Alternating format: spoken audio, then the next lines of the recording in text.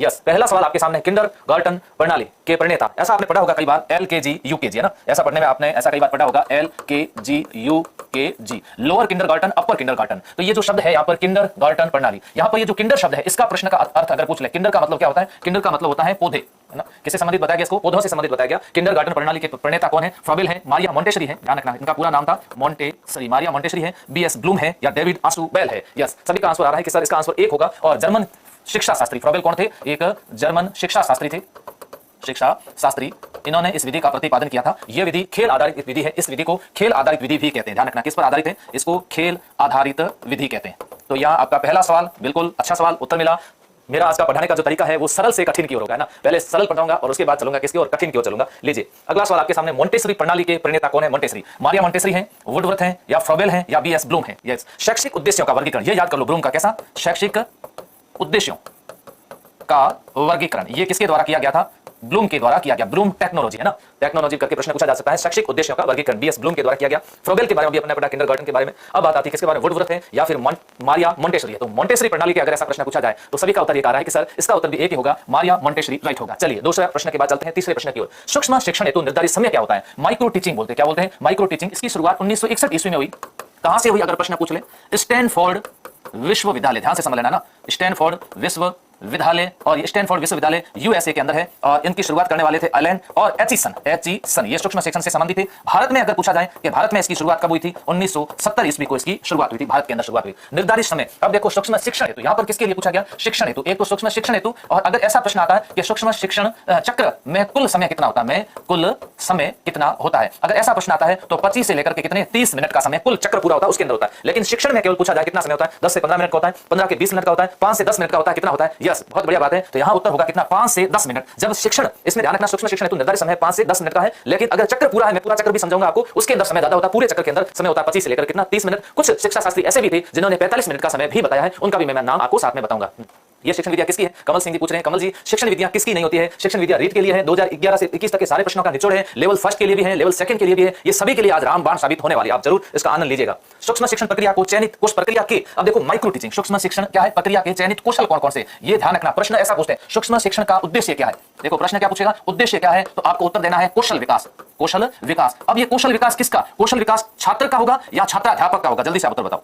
छात्र के कौशल विकास है या छात्राध्यापक के कौशल विकास से संबंधित है? तो यहां पर कौशल का मतलब स्किल है ना, इंग्लिश में क्या कहेंगे? स्किल डेवलपमेंट के लिए माइक्रो टीचिंग करवाई जाती है। प्रस्तावना कौशल, प्रश्न का कौशल, श्यामपट्ट लेखन कौशल, बोलने का कौशल, ये सारे कौशल होते हैं ना। तो यहां पर LSRW ये भाषा के कौशल है ना, लैंग्वेज के कौशल है। तो ये सभी कौशल विकसित करने के लिए ऐसा किया जाता है। तो यहां पर उपयुक्त सभी तो आपका उत्तर आ गया, लेकिन ये माइक्रो टीचिंग के अंदर जो कौशल विकसित होते हैं ये किसके लिए कौशल विकसित? छात्र के लिए, छात्राध्यापक के लिए। बिल्कुल, एडवोकेट नील रतन सिंह ने कहा कि सर ये छात्राध्यापक के लिए होते हैं। राइट बात है। अब बीएड वगैरह की होगी ना आपने, STC की या फिर BEd भी की होगी, उसका एक पार्ट होता है जिसको बोलते हैं माइक्रो टीचिंग, बोलते हैं माइक्रो टीचिंग कहते हैं, जिसके अंदर श्यामपट्ट पर लिखना, प्रेजेंटेशन कैसे करना, ये सारी चीजें उसके अंदर समझाई जाती हैं। उसमें अपने हिंदी के अंदर जैसे पढ़ते हैं LSRW पढ़ते हैं। ठीक है जी, चलो अगले प्रश्न की ओर बढ़ते हैं। ये लीजिए, दृश्य श्रव्य सामग्री की विशेषता क्या होती है? ऑडियो विजुअल कौन सा? जैसे दृश्य श्रव्य सामग्री कौन सा है? जैसे यहाँ पर प्रश्न आ सकता है टीवी। टीवी क्या है? ऑडियो विजुअल है ना, सामग्री है। इसकी विशेषता क्या होती है? जिसमें हम देख भी सकते हैं, जिसमें हम सुन भी सकते हैं। अभी जैसे मैं पढ़ा रहा हूँ, ये कौन सा सामग्री है? ये भी दृश्य और श्रव्य है, देख भी रहे हो आप, इसी के साथ साथ आवाज भी आ रही है, तो ये टेलीविजन की तरह है। यहाँ पर आकर्षक है, उद्देश्यपूर्ण है, सारयुक्त है या फिर उपयुक्त सभी है। देखो दृश्य श्रव्य सामग्री आकर्षक होती है, उद्देश्यपूर्ण होती है, सारयुक्त होती है और विषय को कैसा बना देती है? रोचक बना देती है, विषय को रोचक बना देती है। ऐसी स्थिति के अंदर उत्तर होगा उपयुक्त सभी राइट होगा। यस, उपयुक्त सभी राइट है। 4 नंबर उत्तर, गुड।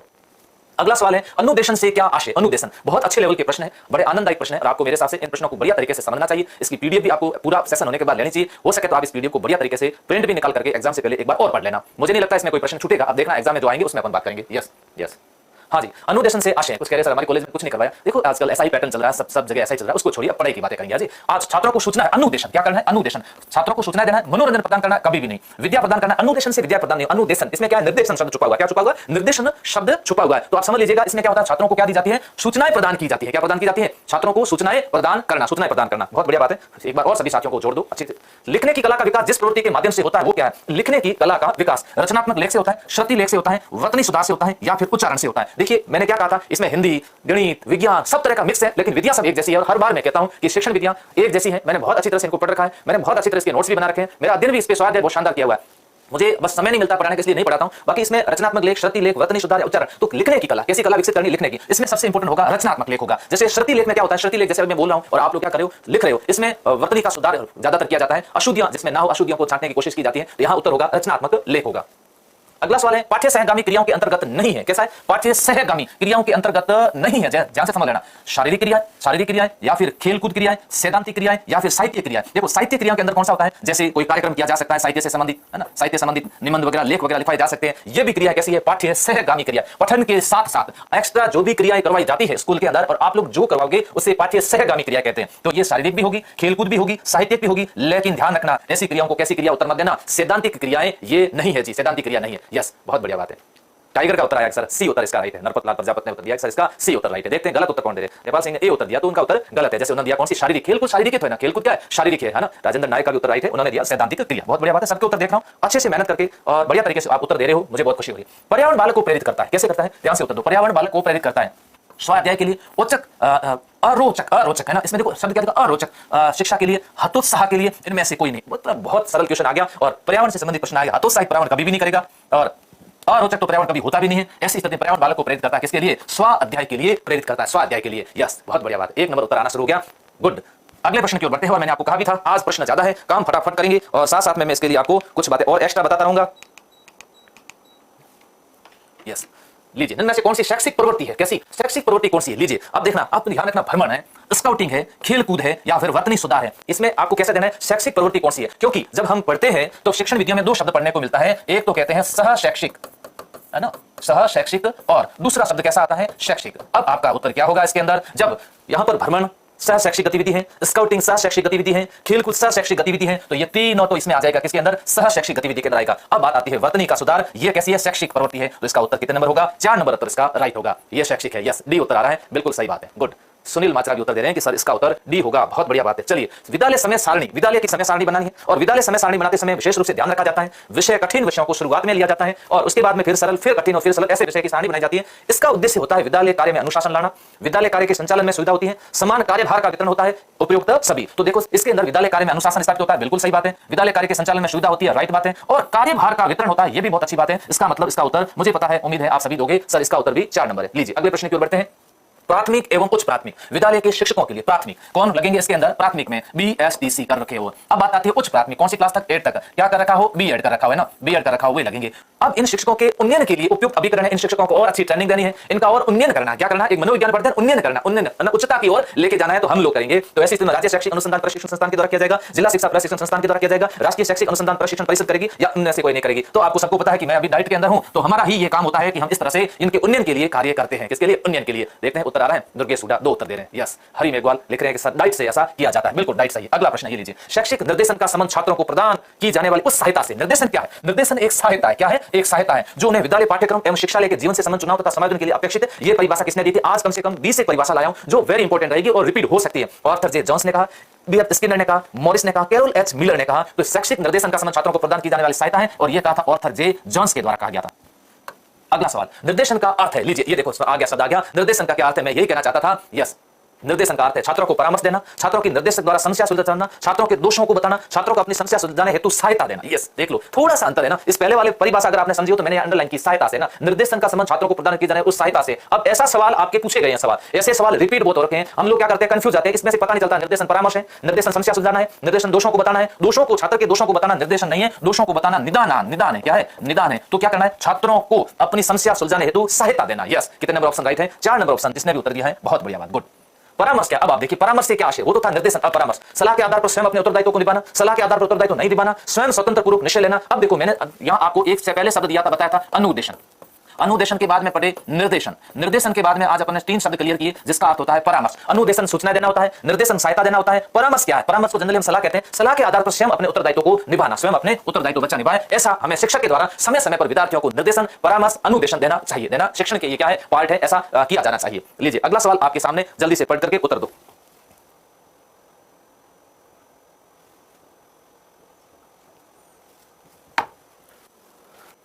हाँ जी, चलिए बहुत बढ़िया बात है और विद्यार्थियों तक पहुंचा दीजिए। गणित शिक्षण से छात्र में जो ज्ञानोपयोग संबंधित व्यवहारगत परिवर्तन होता है, ज्ञानोपयोग से एक तो होता है किससे संबंधित? ज्ञान से संबंधित परिवर्तन, एक होता है अवबोध से संबंधित परिवर्तन, एक होता है कौशल से संबंधित परिवर्तन, है ना। एक परिवर्तन होता है कैसा? अभिवृत्ति से संबंधित परिवर्तन, एक परिवर्तन होता है जिसको बोलते हैं अभिरुचि से संबंधित परिवर्तन, और यहां पर ज्ञान से साथ में ज्ञानोपयोग से संबंधित परिवर्तन है ना। ज्ञानोपयोग, ज्ञान का व्यवहारिक जीवन में क्या करना, उपयोग करना, इसको ज्ञानोपयोग भी कहते हैं। गणित की परिभाषाओं का प्रत्याशन करता है, उपकरणों को सही ढंग से व्यवस्थित करता है, समस्या के हल के लिए उपयुक्त विधियों सूत्र का चयन करता है, छात्र सोचने विचारने के बाद निर्णय ले सकता है। क्या होगा इसके बारे में बताओ? हाँ जी, लगभग सभी कह रहे हैं कि सर इसका उत्तर तीन होगा। समस्या के हल के लिए उपयुक्त विधि सूत्र का चयन करता है। सूत्र का चयन इसके अंदर वो नहीं करता, वो व्यवहारिक जीवन के अंदर कार्य करता है। छात्र सोचने विचारने के बाद निर्णय लेता है। ये अभिवृत्ति है, क्या है उसकी अभिवृत्ति होगा। तो ऐसी स्थिति के अंदर समस्याओं के हल के लिए उपयुक्त विधि सूत्र का चयन, अब उपकरणों को सही ढंग से व्यवस्थित करेगा, उपकरणों को सही ढंग से इसके अंदर व्यवस्थित नहीं किया जाएगा। अब यहाँ इन दोनों में अंतर है। प्रत्यास्मरण करना ज्ञान है, क्या है? प्रत्यास्मरण करना ज्ञान है और समस्या हल के लिए उपयुक्त विधि का उपयोग करना ज्ञानोपयोग है। अपने व्यवहारिक जीवन में उतारना यह ज्ञानोपयोग है। तो आपके उत्तर को आपने जो दिया उस पर हमने भी मोहर लगा दी है। अब देखो ज्ञान क्या है? पहचान करना। अवबोध क्या है? वर्गीकरण करना, तुलना करना। कौशल क्या है? स्किल है, जैसे चित्र बनाना। अभिवृत्ति क्या है? मनोवृत्ति है, निर्णय लेना। अभिरुचि क्या है? इससे संबंधित और कुछ कार्य करना। यस, इससे संबंधित और भी कार्य करना। यस, आपका स्टूडेंट पटवारी बन गया, बधाई पवन, आपको भी बहुत बधाई। यस, चलिए अगले प्रश्न पे आओ। बालक को किसी गणितीय आकृति को दिखाने से निम्न में से किस उद्देश्य को प्राप्त किया जा सकता है? गणितीय आकृति दिखाई जा रही है। क्या दिखाई जा रही है? गणितीय आकृति। ये लीजिए बालक को गणितीय आकृति। अब उद्देश्य को प्राप्त किया जाएगा। आकृति पहचान सकेगा। अब आकृति दिखाई और अपने नीचे प्रश्नवाची चिन्ह लगा दिया। अब बच्चे को पूछा कि ये क्या आकृति में क्या दिखाया गया है, तो तुरंत बच्चे ने उत्तर दे दिया, सर इस आकृति में त्रिभुज बताया गया है। तो यहां पर आकृति पहचान सकेगा, आकृति बना सकेगा। बनाना मतलब कौशल है, यहाँ कहीं कौशल वगैरह नहीं पूछा है। आकृति विभिन्न माप ले सकेगा, नहीं जी, माप आकृतियों के नहीं लेने। आकृति का क्षेत्रफल ज्ञात करेगा, क्षेत्रफल ज्ञात भी नहीं करना है। तो आकृति को दिखाने से किस उद्देश्य को प्राप्त किया जाता है? आकृति की पहचान कर सकेगा। क्या कर सकेगा? आकृति पहचान सकेगा, आकृति का प्रत्यास्मरण कर सकेगा। ये क्या है? ये कौन सा उद्देश्य है? ये भी ज्ञान है। कौन सा है? ज्ञान। पहचानना, प्रत्यास्मरण करना, रिकॉल करना। क्या करना? रिकॉल करना। ये सभी क्या है? ये ज्ञान है। अब देखो सारे आज क्लियर होंगे क्योंकि आज तो मैराथन है, तैयारी करके आए हो ना आप लोग सभी पढ़ाई की। लीजिए, यदि ज्यामितीय आकृतियों का अवबोधन हो जाता है, अवबोधन ध्यान रखना, अवबोधन हो जाना मतलब क्या नहीं हो गया? ज्ञान नहीं हुआ, तो क्या हुआ है? अवबोध हो गया। अवबोध को हम क्या कहेंगे? समझ कह सकते हैं ना। ये अवबोध, आजकल परीक्षा में अवबोध आधारित सवाल ज्यादा पूछे जाते हैं। तो छात्रों के व्यवहार में परिवर्तन होगा, आकृतियों के वर्गीकरण करने का, वैसी आकृतियों को खींचने का, आकृतियों की प्रशंसा करने की। ये उद्देश्यों से संबंधित नहीं होता, ऐसे उत्तर नहीं देने। प्रशंसा, गणित परिषद पट पर ज्यामितीय आकृतियों का प्रदर्शन करने की, इसमें प्रदर्शन भी नहीं होता है। क्यों? क्योंकि यहां पर आपसे छात्रों में व्यवहार में जो परिवर्तन पूछा वो ज्ञान होगा या अवबोध आधारित होगा या फिर उसके अंदर किस आधारित होगा? कौशल आधारित होगा। अब उत्तर दीजिए। जब कभी भी अवबोध शब्द आता है तो बच्चा उसमें क्या करेगा? तुलना करेगा, क्या करेगा? वर्गीकरण करेगा, है ना। ये सारी बातें, तुलना, वर्गीकरण, व्याख्या भी करेगा। ये एक नंबर में आएगा। मैं तो सीधा सीधा ऐसे सवाल समझा देता हूं कि अगर आपको ये अवबोध शब्द मिल जाए तो समझ लेना वहां पर वर्गीकरण शब्द भी आ गया, साथ साथ में उत्तर दे दीजिए तुरंत। बहुत अच्छे तरीके से ऐसे सवालों के उत्तर दिए जा सकते हैं, ऐसे दिए जा सकते हैं। तो यहां उत्तर होगा वर्गीकरण। क्यों? अवबोध का पूछा गया। अगला प्रश्न है, छात्र को विभिन्न रेखागणितीय आकृतियां देकर उनमें से त्रिभुजाकार आकृतियां अलग करवाई गई। अब देखो, ये केवल रेखागणित में नहीं, ऐसा सामाजिक में पूछा जा सकता है, ऐसा प्रश्न पर्यावरण में पूछा जा सकता है, चित्र के आधार पर पूछा जा सकता है। कोई भी आप मत समझिएगा ये केवल गणित, मिक्स में सारे एक दो प्रश्न होंगे।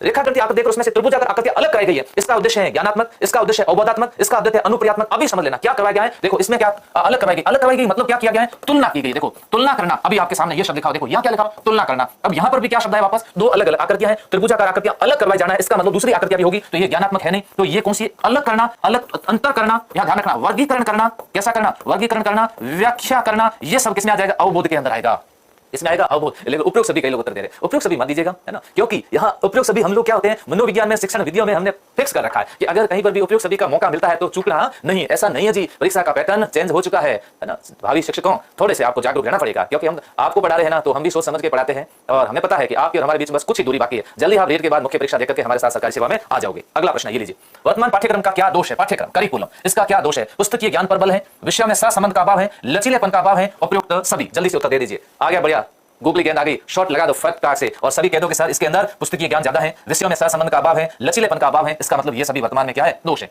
पाठ्यक्रम शिक्षक के हाथ में एक साधन है। यस, अब प्रश्न आता है कि पाठ्यक्रम क्या है, या फिर प्रश्न आता है पाठ्य पुस्तक क्या है।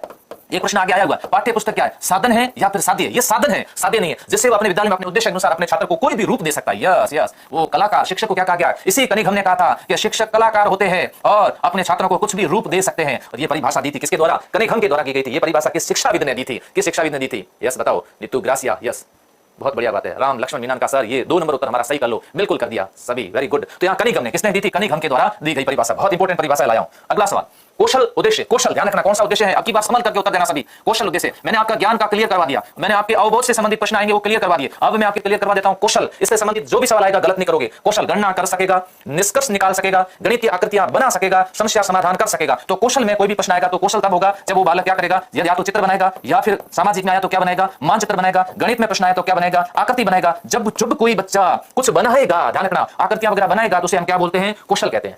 आप कह दोगे सर आपकी राइटिंग बोर्ड पे अच्छी, आपके लिखने का कौशल कितना अच्छा है, ये स्किल है। ये क्या है? स्किल है। तो यहाँ पर कुछ ना कुछ बनाया जाता है, ज्ञान, अवबोध, कौशल, ज्ञानोपयोग, अभिवृत्ति, अभिरुचि, या फिर अभिवृत्ति अभिरुचि की जगह हड़बड़ने का संश्लेषण, विश्लेषण, ये सारी बातें ध्यान रखने योग्य। बालक सोचने विचारने के बाद, ये लीजिए सवाल आ गया, बालक सोचने विचारने के बाद सही निर्णय ले सकता है। वह किस प्रकार के उद्देश्य की प्राप्ति बताता है। ये ध्यान रखिए। अब आपका क्लियर हो गया। ज्ञान क्या होगा सर? ज्ञान का मतलब पहचान होगा। अवबोध का मतलब क्या होगा सर? अवबोध का मतलब तुलना, व्याख्या, वर्गीकरण, अंतर, ये सब हम कर लेंगे। वेरी गुड, बहुत बढ़िया। तो कौशल का मतलब क्या होगा? कौशल का मतलब चित्र बनाना, मानचित्र बनाना, ये भी होगा। ज्ञानोपयोग, ज्ञानोपयोग का मतलब अपने जीवन में प्रयोग करना। यस, बहुत बढ़िया बात है। अभी बात आती है जब सोचने विचारने के बाद निर्णय लेता है तो क्या है? अभिवृत्ति। अभिवृत्ति है बच्चा क्लास में पढ़ने के बाद मेरे द्वारा, ध्यान रखना, लाइव क्लास में पढ़ने के बाद एक विद्यार्थी द्वारा बुक का अध्ययन करना, शिक्षण विधियों की पुस्तकें पढ़ना, ये उसकी अभिरुचि है। क्या है? ये उसकी अभिरुचि है। यहां पर होगा 1 नंबर उत्तर राइट। किसी ने 4 दिया क्या? 4 ज्ञानोपयोग नहीं है। ज्ञानोपयोग कहां? यहां देखो, लास्ट में एक सवाल आया था, यहां बता देता हूं, 1 मिनट वापस लेता हूं आपको। देखो आज पूरा क्लियर करूंगा, ऐसे थोड़े पढ़ाऊंगा। ये देखो, छात्र सोचने विचारने के बाद निर्णय लेता है। ये देखो मैंने लिखा अभिवृत्ति है। क्या है? अभिवृत्ति है। एक एक चीज क्लियर करके चलेंगे। समय लगेगा तो उसका हमें कोई गम नहीं है, लेकिन हमारे सवाल कम नहीं होने चाहिए। हम पढ़ेंगे तो अच्छा ही पढ़ेंगे, नहीं तो नहीं पढ़ेंगे। यस, आपको क्लियर करवाऊंगा। जो बच्चे गलत उत्तर दे रहे हैं मेरी जिम्मेदारी बनती है उनको गलत उत्तर सही करवाऊंगा। यस, अभिवृत्ति हो गया। अब क्या है? सोचने विचारने के बाद सही निर्णय लेना, अभिवृत्ति हो गया। यस, अगला सवाल, गणित को कहा जाता है। यस, गणित को क्या कहते हैं? गणित का अगर लेवल फर्स्ट वालों के लिए, लेवल सेकंड वालों के लिए भी गणित आता है। विद्यार्थियों का दुश्मन है, शक्तिशालियों की शक्ति है, मन की भाषा है, या फिर मस्तिष्क का व्यायाम है। अगर आपको अपने मस्तिष्क का व्यायाम करना है तो इसका गणित को मिलाया करो, गणित से डरा मत करो, क्योंकि ये मस्तिष्क का क्या है? व्यायाम है। यस, चलिए अगले प्रश्न की ओर बढ़ते हैं। हाँ जी, एक कह रहे सर आपने हमारे लिए मेहनत की। हाँ, कल से मैं ढूंढ रहा हूं सवालों पर ही पूरा सारी ऑफलाइन क्लासें बंद करके इसी पर अभ्यास कर रहा था, और अभी मैं 10 मिनट पहले भी प्रश्न तैयार कर रहा था। मैंने कहा कुछ नई बातें और इनको बताऊंगा। उद्देश्य प्राप्ति की छोटी छोटी क्रिया, उद्देश्य प्राप्ति है ना, क्या होता है? एक तो होता है उद्देश्य, ये व्यापक है। क्या है? ये व्यापक होते हैं। और एक होते हैं प्राप्य उद्देश्य, जिनको प्राप्त किया जाता है। क्या किया जाता है? प्राप्त। ये कैसे होते हैं? संकुचित होते हैं, जिनको क्लास में प्राप्त किया जाता है, इसके भाग होते हैं। तो उद्देश्य प्राप्ति की छोटी छोटी क्रिया क्या उद्देश्य है? प्राप्त उद्देश्य है, व्यवहारगत प्रतिफल है, या फिर उपयुक्त सभी है? ले लीजिए, विपुल सिंह जी ने देख लिया। ललित सिंह, विपुल सिंह, कर क्या रहे हो तुम? उपयुक्त सभी नहीं है। उद्देश्य की प्राप्ति की छोटी छोटी क्रिया उद्देश्य कैसे होगा? उद्देश्य कैसे होगा मेरे लाडो, बताओ, है ना? उद्देश्य प्राप्ति की छोटी छोटी क्रिया प्राप्य उद्देश्य है। कैसे? जिनको प्राप्त किया जा सकता है। ये लीजिए, प्राप्य उद्देश्य, जिनको प्राप्त किया जा सकता है। वह उद्देश्य जो शिक्षक गणित पढ़ाने के बाद कक्षा में प्राप्त कर लेता है, कोई जरूरी नहीं गणित पढ़ाए, वो विज्ञान पढ़ाने समय भी प्राप्त कर सकता है, वो एसएसटी पढ़ाते समय प्राप्त कर सकता है, हिंदी पढ़ाते समय भी कर सकता है। तो शिक्षक पढ़ाते समय कक्षा में प्राप्त कर लेता है, उसे कहते हैं सांस्कृतिक उद्देश्य। कहते हैं सांस्कृतिक उद्देश्य नहीं हो सकता है ना, ये उत्तर नहीं होगा। शैक्षणिक उद्देश्य कहते हैं, सामाजिक उद्देश्य भी नहीं हो सकता, क्योंकि शिक्षक के द्वारा क्लास में पढ़ाया जा रहा है। उपयुक्त सभी, ध्यान से समझ लीजिए ना। अब आप सोच विचार करके उपयुक्त सभी का उत्तर नहीं दोगे, क्योंकि उन सबको पता है ये उद्देश्य कैसे। इन उद्देश्यों को हम कहते हैं शैक्षणिक उद्देश्य। कैसा उद्देश्य कहते हैं? ये शैक्षणिक उद्देश्य है। लीजिए, गणित में इनमें से कौन सा गुण विश्लेषण विधि का? भूल जाओ गणित, भूल जाइए, आगे लिखा हुआ गणित। आप तो सीधा समझो विश्लेषण विधि के बारे में बताओ। मुझे गणित शब्द नहीं पढ़ना है, मुझे तो ये बताना, उत्तर दो विश्लेषण विधि के बारे में। आपका उत्तर आना चाहिए कि विश्लेषण और संश्लेषण, विश्लेषण और संश्लेषण दोनों का क्या काम है? विश्लेषण छोटे छोटे टुकड़ों में, विश्लेषण में क्या होता है? सामग्री को छोटे छोटे टुकड़ों में बांट करके सिद्ध करना पड़ता है, सिद्ध करना पड़ता है। बच्चे का मानसिक विकास होता है, बच्चे का बौद्धिक विकास होता है। इसके अंदर समय तो ज्यादा लगता है, लेकिन ये करके सीखने पर आधारित है। करके सीखने पर विद्यार्थियों में अन्वेषण करने की क्षमता उत्पन्न होती है, बिल्कुल खोज करते हैं। शिक्षार्थियों की बौद्धिक शक्तियों का विकास होता है, बिल्कुल होता है। चिंतन को प्रोत्साहित करना है, बिल्कुल होता है। तो इनमें से कोई नहीं, ऐसा कुछ है भी नहीं, ये सभी है। अन्वेषण होता है, बिल्कुल होता है। किसके अंदर? विश्लेषण के अंदर। विद्यार्थी बौद्धिक शक्ति विकास होता है, यस। चिंतन को प्रोत्साहन मिलता है, बिल्कुल मिलता है। क्यों? क्योंकि इसमें समस्या को क्या करना है? छोटे छोटे खंडों में बांट करके उसको सिद्ध करने की कोशिश की जाती है। यस, सिद्ध करने की कोशिश की जाती है।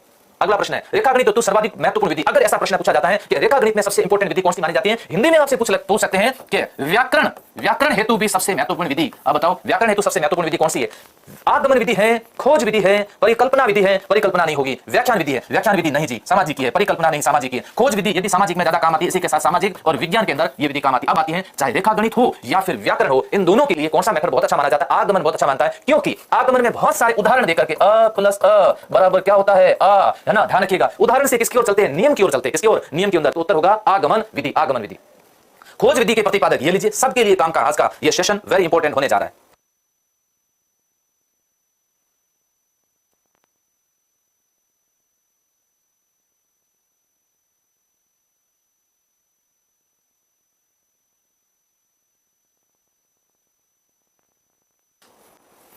हाँ, पुकरा जी उदाहरण दे रहे हैं कि आगमन है उदाहरण से। यस, खोज विधि जॉन ड्यूई है, न्यूटन है, प्रोफेसर आर्मस्ट्रांग है, इनमें से कोई नहीं। तो कौन है? Professor Armstrong. इसको खोज विधि कहते हैं, इसको अन्वेषण विधि भी कहते हैं। कैसी? अन्वेषण विधि भी कहते हैं। इसके अलावा अगर प्रश्न आता है, इसको ह्यूरिस्टिक विधि भी कहते हैं, ह्यूरिस्टिक विधि भी कहते हैं जी। और लीजिए आगे बढ़ते हैं। आगमन विधि का प्रमुख दोष क्या? किस विधि का? आगमन विधि के भी दोष है क्या? कम दोष है। आगमन विधि अच्छी विधि मानी जाती है, पहले उदाहरण दिए जाते हैं, उसके बाद कैसे चलते हैं? नियम की ओर चलते हैं। उदाहरण देते हैं, उदाहरण विशिष्ट होते हैं। कैसे होते हैं? नियम सामान्य है, सामान्य सब जगह गुरुत्वाकर्षण का नियम मान लो, सब जगह लागू नहीं है। आपके यहाँ पर वस्तु ऊपर फेंकोगे तो भी नीचे आएगी। तो विशिष्ट से कैसे चलना है? सामान्य। किसमें? आगमन में मैं कहता हूं आओ करे गमन, आओ मिलकर करे गमन, क्योंकि सूत्र और नियम की करते हैं इसमें स्थापना। क्या करते हैं? स्थापना करते हैं।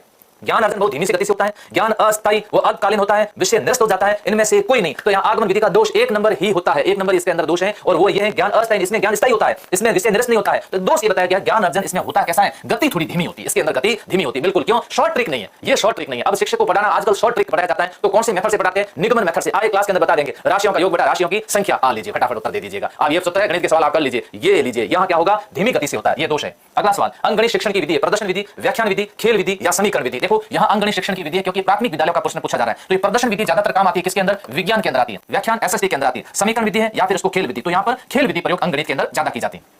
खेल खेल के अंदर गणित की सिखाना, शुरुआत में गणित ऐसे सिखाई जाती है। तर्क प्रधान विधि है, यस बहुत अच्छा प्रश्न है आपकी बात। तर्क प्रधान विधि है, खोज है, आगमन है, व्याख्या है या फिर विश्लेषण है। क्यों? क्योंकि इस बार आपको थोड़ा सा कंफ्यूज होगा कि सर आगमन भी साथ आ गई और विश्लेषण भी साथ में आ गई। अब देखते हैं क्या इसका उत्तर हो सकता है, क्योंकि तर्क प्रधान विधि खोज है नहीं, व्याख्यान विधि में तो तर्क तो बिल्कुल भी नहीं। व्याख्यान विधि में तो क्या होता है, रविंद्रनाथ जी टैगोर ने क्या कहा था कि भोले भाले बच्चों के ऊपर अंगारे बरसाने हैं, अपना भाषण देते रहो, ये व्याख्यान हो गया। अब बात आती है तर्क करना। तर्क करके हम क्या करने की कोशिश करते हैं? तर्क करके हम समस्या को सिद्ध करते हैं, और जब हम समस्या को सिद्ध करने की कोशिश करते हैं तो उस विधि को हम बोलते हैं कैसी विधि? विश्लेषण विधि कहते हैं। बिल्कुल उत्तर 4 नंबर हीराराम बाबू, आपका उत्तर सही आ रहा है। कृष्णपाल पृथ्वीराज, आपके उत्तर बिल्कुल सही है, यस। देव की लाडली ने लिखा सर इसमें विश्लेषण होगा, यस बहुत बढ़िया बात है। इसमें समस्याएं होती है विश्लेषण के अंदर, और हम उसको छोटे छोटे टुकड़ों में बांट करके तर्क के माध्यम से सिद्ध करने की क्या करते हैं? कोशिश करते हैं, कोशिश की जाती है इसके अंदर, यस। अगला सवाल ये लीजिए आपके सामने।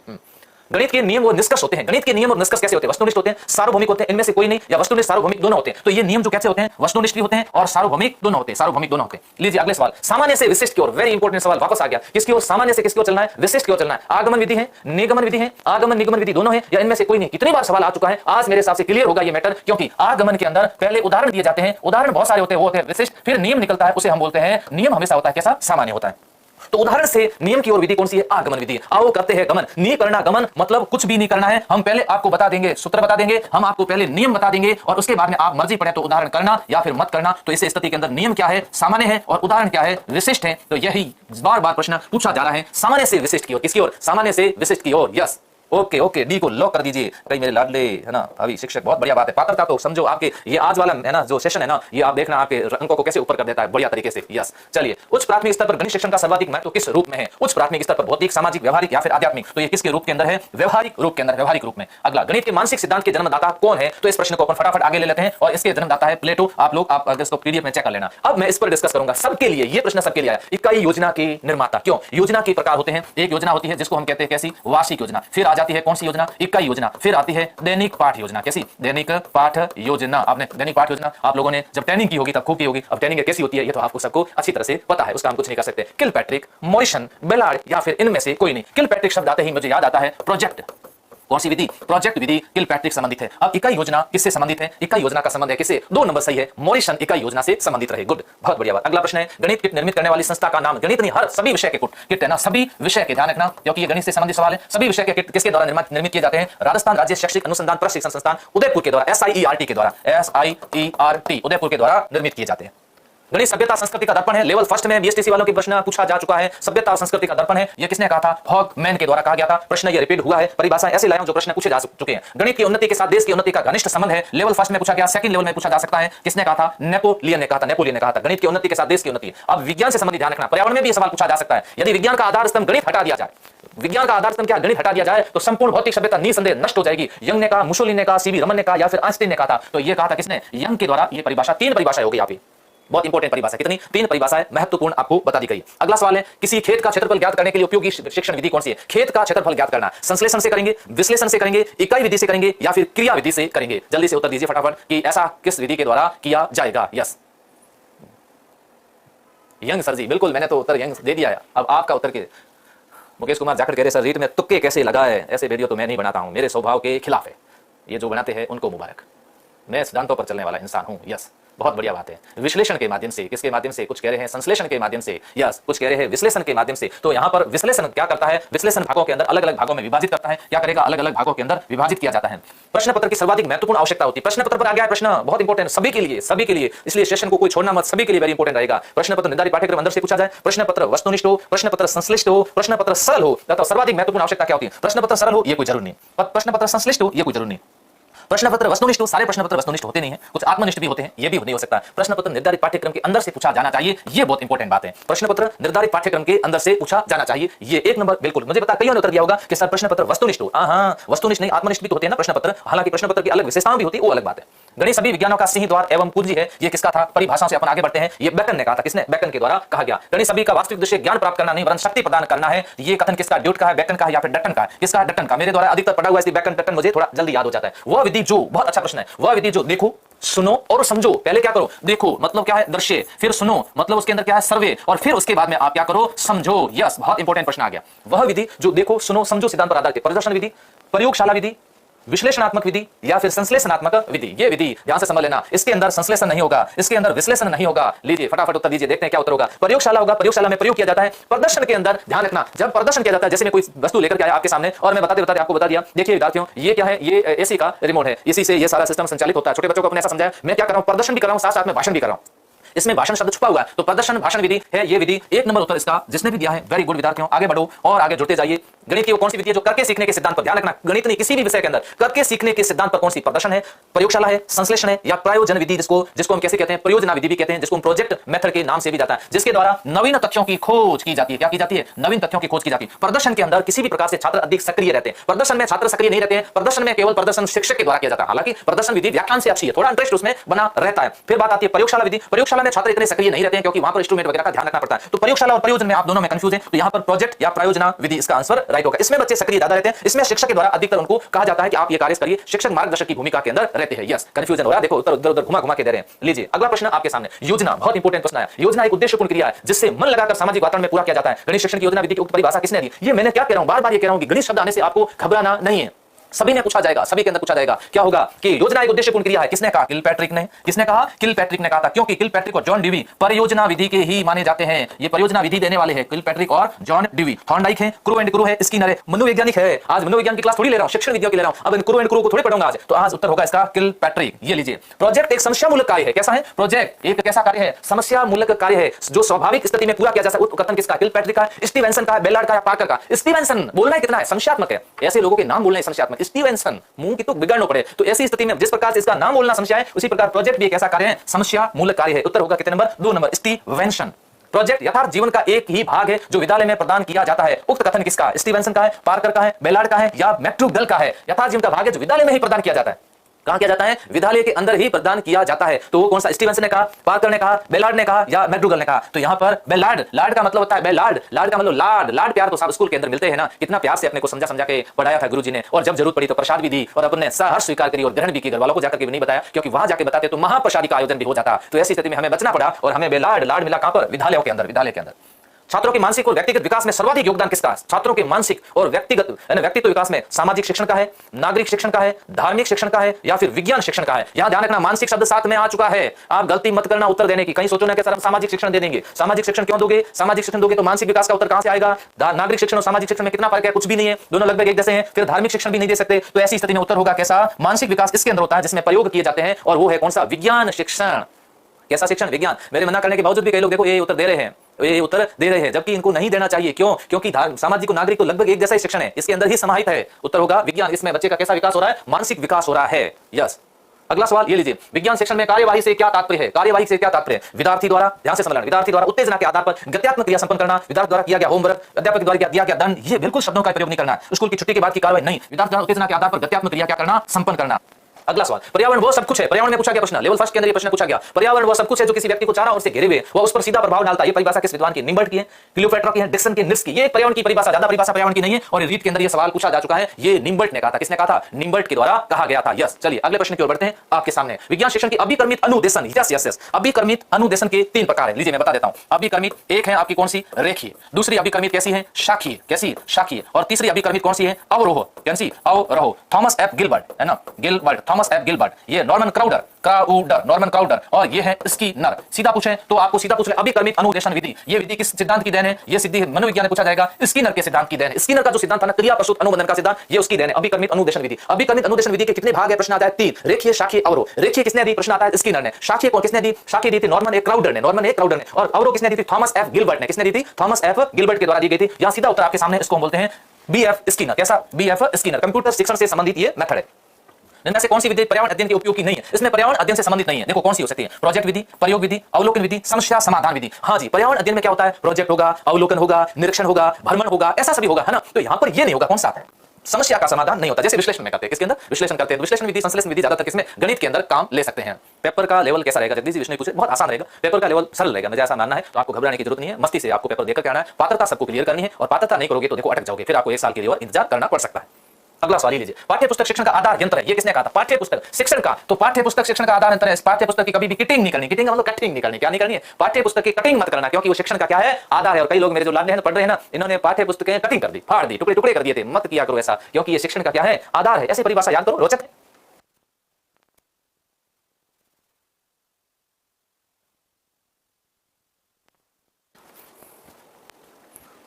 कमला देवासी पूछ रहे परीक्षा में कौन सी ड्रेस चलेगी? बताएंगे कमला जी, नोटिस भी आया हुआ है, आपको बता देंगे। कोई ये बड़ा इशू नहीं है, ड्रेस वैसे है ना, क्या दिक्कत है, मस्त रहो ना।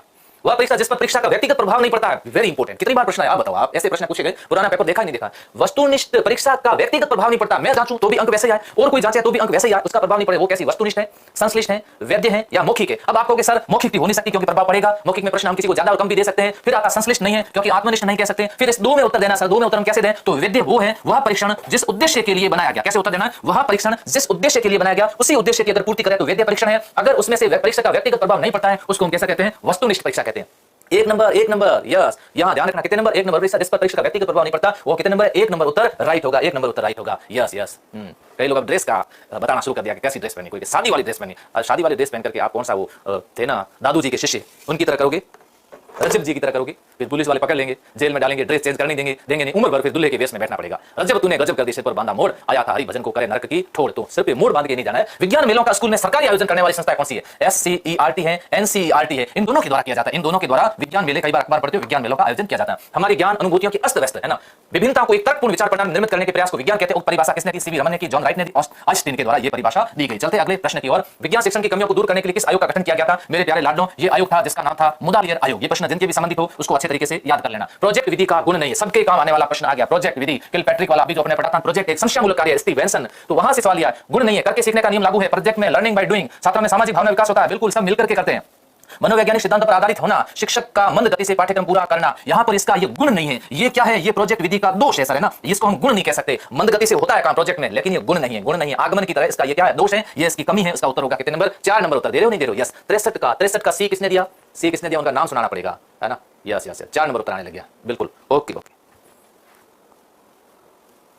हाँ जी, प्रोजेक्ट विधि किस पर आधारित है? प्रोजेक्ट विधि किस विचारधारा पर आधारित है ना? विचारधारा कौन सी? क्योंकि प्रकृति पर संबंधित है, इससे संबंधित है, प्रकृतिवाद से संबंधित। कौन सी विचारधारा? सांस्कृतिक विचारधारा पर आधारित। प्रोजेक्ट विधि में गीत थोड़े सुनाए जाते हैं। प्रोजेक्ट प्रयोजनवाद पर आधारित, आदर्शवाद पर नहीं, आदर्शवाद पर क्या थोड़ी होती है, समाजवाद। तो प्रोजेक्ट विधि किस पर आधारित है? प्रयोजनवाद पर, क्योंकि प्रोजेक्ट, ध्यान रखना क्या कहा गया? प्रयोजन का मतलब उद्देश्य। प्रोजेक्ट एक उद्देश्य मूलक कार्य है। किसने कहा था? किलपैट्रिक ने कहा था। तो प्रयोजन विधि जिसको हम उद्देश्य विधि भी कहते हैं, प्रोजेक्ट एक उद्देश्य मूलक कार्य है। तो यहां उत्तर होगा कितने नंबर? 2 नंबर उत्तर राइट होगा। वह विधि जिसमें छात्रों को जीवित नमूने, वो ठोस विधि दिखाई जाती है, संभाषण प्रदर्शन विधि। यस यस यस, जब ऐसी कुछ चीजें दिखाई जाती है और प्रदर्शन किया जाता है, उसमें नियोजित विधि। अनुदेशन का मतलब निर्देश, ह्यूरिस्टिक का मतलब होता है खोज। ह्यूरिस्टिक का मतलब क्या होता है? खोज। वह विधि जिसमें छात्रों को जीवित नमूने ठोस दिखाई दे जाते हैं। यहां पर या देखिए, पिछली बार थोड़े पहले प्रश्न अपने क्या पढ़ा था? प्रदर्शन। अब की बार क्या हो रहा है? संभाषण प्रदर्शन। संभाषण प्रदर्शन विज्ञान शिक्षण में सबसे ज्यादा काम ये आती है, सबसे ज्यादा संभाषण प्रदर्शन विधि काम आती है। पाठ्यक्रम को मानव जाति के संपूर्ण ज्ञान अनुभवों का निचोड़ समझा जाना चाहिए। ये किसने कहा था? बेंट ने कहा, क्रॉनेलबर्ग ने कहा, फ्रोबेल ने कहा, या फिर कनिंघम ने कहा? ये फ्रोबेल ने कहा था। किसने कहा था? फ्रोबेल के द्वारा कहा गया। अगले सवाल पर, विज्ञान किसी की बपूती नहीं है, या उसका माध्यम केवल पुस्तक है। कोई कहते हैं विज्ञान मुझे आते, अरे भाई तेरी बपूती नहीं है। ये किसने कहा था? ये कहा था सर्वपल्ली डॉक्टर राधा कृष्णन साहब ने कहा था कि ये किसी की बपूती नहीं है, किसी की बपूती नहीं है। एपिडाइस्कोप यंत्र, इससे यंत्र याद करके जाना, क्योंकि ये पूछा गया है। एपिडाइस्कोप 2012 के अंदर प्रश्न है। एपिडाइस्कोप लेवल फर्स्ट के अंदर लघु चित्र को बड़ा करता है, लघु चित्र को और छोटा कर देता है, वृत्त चित्र को वृत्त कर देता है, या फिर अस्पष्ट चित्रों को स्पष्ट कर देता है। अस्पष्ट चित्रों को स्पष्ट कर देता है, कोई ट्रांसपेरेंसी नहीं है। तो क्या है? लघु जो चित्र होते हैं ना, उनको क्या किया जाता है? लघु चित्रों को बड़ा किया जाता है। यस यस, बहुत बढ़िया बात है। बड़े आनंददायक रूप से आप सभी क्लास का आनंद ले रहे हो। मैं पूरी मेहनत के साथ आपको पढ़ा रहा हूं, एक एक चीज समझा रहा हूं।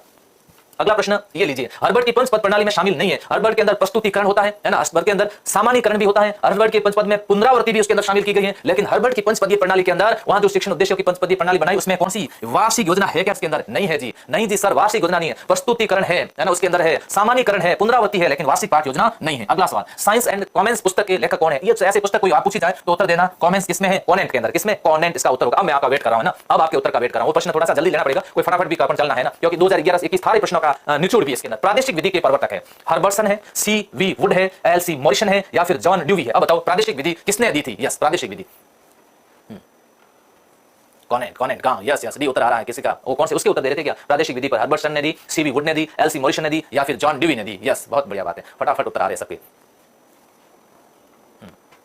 एक उत्तर के अंदर C.V. वुड कौन दे रहे उत्तर, है ना? एक उत्तर के अंदर सी उत्तर आना शुरू हो गया। यस, हाँ, बहुत बढ़िया बात है। कई लोग डी उत्तर दे रहे हैं, एक उत्तर के अंदर डी दे रहे हैं। जॉन ड्यूवी कहां दे रहे हो? जॉन ड्यूवी प्रादेशिक विधि है क्या? जॉन ड्यूवी, है ना? प्रादेशिक विधि किसके द्वारा? हर्बर्सन की है, C.V. वुड की है, L.C. मॉरिसन की? L.C. मॉरिसन की है प्रादेशिक विधि, है ना? देखो कई लोग मॉरिसन उत्तर देना शुरू कर दिया। अच्छा, हाँ जी, अगले प्रश्न की ओर बढ़ते हैं। ये लीजिए, सामाजिक विज्ञान के पाठ्यक्रम का प्रमुख उद्देश्य क्या है? विद्यार्थियों को सामाजिकता का प्रशिक्षण देना, विद्यार्थियों में सहयोग की भावना का विकास करना, विद्यार्थियों को नैतिकता का प्रशिक्षण देना, ये सारी बातें हैं। इसमें से एक उत्तर आपको छांटना है, वो है विद्यार्थियों में प्रजातंत्र की भावना का क्या करना है? विकास करना है। देखो, प्रशिक्षण दो जगह आया, यहाँ नैतिक इतना ज्यादा प्रशिक्षण नहीं देना है, सिर्फ उनके अंदर भावना विकसित करनी है। तो भावना यहाँ पर भी होगी ना, ये तो सहयोग है, प्रजातंत्र की भावना पैदा करना, प्रजातंत्र की भावना पैदा करना। इतिहास को सार्वभौमिक रूप से विद्यालय पाठ्यक्रम का एक महत्वपूर्ण विषय माना जाता है। ये कथन किसका है? स्किनर का है, डॉल्टन का है, केपी चौधरी का है। तो ये कथन किसका है? केपी चौधरी साहब के द्वारा ये कथन दिया गया था। जी, अगले प्रश्न की ओर बढ़ते हैं। जब समझ आधारित क्वेश्चन आ चुका है, वह विधि जो देखकर सीखने के सिद्धांत पर आधारित है। किसकर? देखकर सीखने के सिद्धांत पर आधारित है। हाँ, निरीक्षण विधि, संकेंद्रीय विधि। कैसी? संकेंद्रीय विधि को इकाई विधि से तुलनात्मक की जाती है। क्रियात्मक विधि या फिर तुलनात्मक विधि? बताओ। निरीक्षण करके देखना है, क्या करना है? निरीक्षण करना है, क्या करना है? अवलोकन करना। क्या करना? अवलोकन करना, निरीक्षण करना, देखना है ना, देखना। तो ये कौन सी होगी? एक नंबर राइट होगी, एक नंबर उत्तर सही होगा। यस, कई लोग पूछे सर आज खुश कैसे हो? बस खुश भी नहीं होना, बताओ, है ना। हमारे मारवाड़ी साइड कहावत है कि खुश रहना चाहिए हमेशा, रोता जाए मोर हमा चलावे। परीक्षा से पहले हमें खुश रहना चाहिए। जब आपका सेनापति निराश हो जाएगा तो आप तो होंगे निराश, इसलिए हमें कभी निराश नहीं होना है। संघर्ष में ही हर्ष छुपा हुआ है, आनंद के साथ पढ़ो, और जो हंसते हुए जाएंगे आप देखना उनका रिजल्ट भी बहुत अच्छा आएगा, परिणाम भी बहुत अच्छा आएगा। पॉजिटिव रहो, है ना, बी पॉजिटिव। आजकल कोरोना पॉजिटिव कहते डर लगता है। जिस विधि में छात्र अध्यापक विचारों का आदान प्रदान करते हैं, क्या करते हैं? विचारों का आदान प्रदान, जैसे अपन लोग सब कर रहे हैं, विचार आपके विचार भी मैं देख रहा हूं, बिल्कुल, तभी तो आनंद आ रहा है। यस, विचारों का आदान प्रदान करते हुए विधि कौन सी? प्रश्नोत्तर विधि है, विचार विमर्श विधि है, निगमन विधि है, प्रयोजन। निगमन में तो कोई विचार विमर्श होता ही नहीं है, प्रयोजन के अंदर विचार विमर्श इतना ज्यादा नहीं होता, क्योंकि इसके अंदर प्रोजेक्ट होता है। दो तो कट गए, अब बात आती है प्रश्नोत्तर विधि और विचार में। प्रश्नोत्तर में विचार विमर्श नहीं होता है, प्रश्न पूछा जाता है। यस, तो यहां उत्तर होगा कितने नंबर? 2 नंबर उत्तर सही हो जाएगा, विचार विमर्श विधि, विचार विमर्श विधि। मानव ने जो कुछ किया और कहा, यहां तक कि जो कुछ उसने सोचा वो इतिहास है। ये किसका है? मैटलैंड का है, हेनरी का है, स्पेंसर का है, जॉन्स का है। ये किसका है? मैटलैंड का। उत्तर होगा 1 नंबर। अगले सवाल की ओर बढ़ते हैं। इतिहास शिक्षक इस विषय का अध्ययन इस प्रकार करें जिससे वो सत्य की खोज के लिए तत्पर हो। किसने कहा? हेनरी ने कहा, स्पेंसर ने कहा, मैटलैंड ने कहा, सीपी हिल ने कहा। तो ऐसा कार्य किसके द्वारा कहा गया? सीपी हिल के द्वारा कहा गया। ये मैं इसलिए ले आया हूं ताकि आप एक बार ये देख लो परिभाषाएं, क्योंकि ऐसी परिभाषाएं रिपीट हुई है, इसलिए संकल्प क्लासेस बारे में टेलीग्राम में ये पीडीएफ डाल दूंगा। आप जरूर इस पीडीएफ को एक बार आंखों के सामने से निकाल देना, आपके लिए फायदेमंद रहेगा। अगला सवाल, सामाजिक अध्ययन शिक्षण से बालकों को समाज की आवश्यकता को अनुकूल बनाया जा सकता है। ये कथन किसका है? मुदालियर आयोग का है, माधवन आयोग का है, बालकृष्ण आयोग का है, या फिर ये कोठारी आयोग का? तो सामाजिक अध्ययन से संबंधित ज्यादातर ये किसने कहा था? मुदालियर आयोग के द्वारा ही ये बातें कही गई थी। मनुष्य एक सामाजिक प्राणी। यस, मनोविज्ञान में भी पूछा जा सकता है, मनुष्य एक सामाजिक प्राणी है। अगर मनुष्य कहे कि मैं सामाजिक प्राणी नहीं हूं, या तो वो देवता है, या फिर वो क्या है? या फिर वो राक्षस है। दोनों में से कुछ एक हो सकता है, इसलिए मनुष्य एक सामाजिक प्राणी है। प्लूटो ने कहा, किंग्स ने कहा, चारवाक ने कहा, या अरस्तु ने कहा था। स्वस्थ शरीर में, बताओ किसने कहा था? स्वस्थ शरीर में स्वस्थ मस्तिष्क निवास करता है। ये परिभाषा भी बता दीजिए, इसका भी उत्तर दे दीजिए, मैं देखता हूं किसका है। यस, मैथ मेरा सन लगा दो, ये मैथ के सारे आज बता दिए मैंने।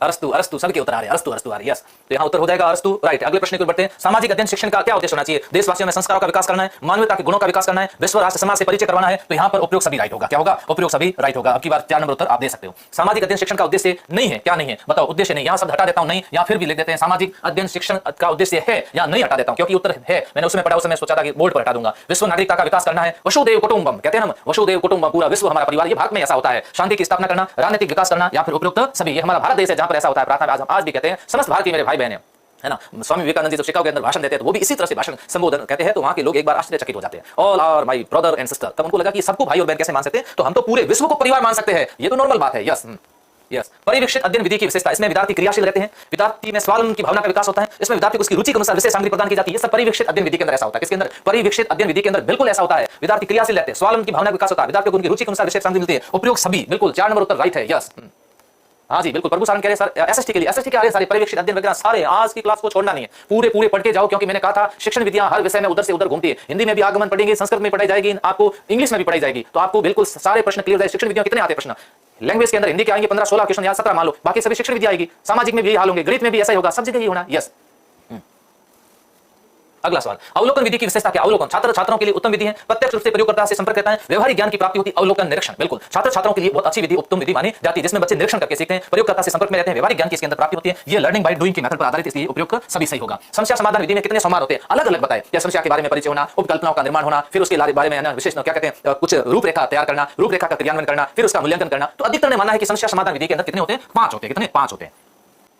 जो समाज को आवश्यक नहीं समझता, ये लीजिए, जो समाज को आवश्यक नहीं समझता या तो वह भगवान है। समाज को जो आवश्यक नहीं समझता या तो वो भगवान है या फिर वो पशु है। श्री कृष्ण ने कहा, मोहम्मद साहब ने कहा, सुकरात ने कहा, या अरस्तु ने कहा था। यह भी कथन किसके द्वारा कहा गया? अरस्तु के द्वारा कहा गया। लीजिए अगला सवाल, सामाजिक विज्ञान शिक्षण भारत में कब प्रारंभ हुआ? यह सबसे इंपॉर्टेंट, क्योंकि मैंने अभी बताया था सूक्ष्म शिक्षण कौन सा सूक्ष्म शिक्षण जो है ये भारत के अंदर प्रारंभ हुआ था 1970 ईस्वी, और ये सूक्ष्म शिक्षण प्रारंभ हुआ था कब? 1961 ईस्वी। स्टैनफोर्ड विश्वविद्यालय अमेरिका से इसकी शुरुआत होती है। एलन एचिसन किसके द्वारा? एलन के द्वारा और एचिसन के द्वारा ये शुरुआत की गई। इसको माइक्रो टीचिंग के नाम से भी जानते हैं। सामाजिक शिक्षण भारत में 45 में आया, 55 में आया, 65 में आया, 75 के अंदर आया। देखते हैं क्या उत्तर आ रहा है इसके अंदर। कई 65 दे रहे हैं, कई 75 दे रहे हैं। खैर अपने हिसाब से सबको उत्तर देना चाहिए, क्योंकि माइनस मार्किंग तो है नहीं, तुक्के तो लगाने पड़ेंगे। तुक्के 3 हो गए तो बड़ी अच्छी बात है, नहीं तो हो तुक्के तो तुक्के रहेंगे। इसलिए ध्यान से समझ लेना, पूरा सेशन आनंद लो आप। डाल्टन प्लान विधि का सूत्रपात किसने किया था? सभी के अंदर पूछा जाता है। डाल्टन विधि प्लान है, ये सूत्रपात किसने किया था? डाल्टन ने किया, या हेनरी पॉकहर्स्ट ने किया, या फिर किलपैट्रिक ने किया, या सीवी रमन के द्वारा किया गया? किलपैट्रिक प्रोजेक्ट के अंदर आएगा। हेनरी पॉकहर्स्ट का है या फिर डाल्टन? डाल्टन विधि, डाल्टन एक शहर था। क्या था? डाल्टन एक शहर है, और ये कैसी विधि पर आधारित है? ठेका विधि, जिसको अंदर कह सकते हैं एक विद्यालय को एक कक्ष माना जाता है। डाल्टन शहर में इस विधि का प्रतिपादन हुआ था और हेनरी पॉकहर्स्ट के द्वारा किया गया। कितने नंबर उत्तर राइट होगा? बी उत्तर राइट आ रहा है। फिर भी फतेह सिंह 1 नंबर उत्तर दे रहे। लो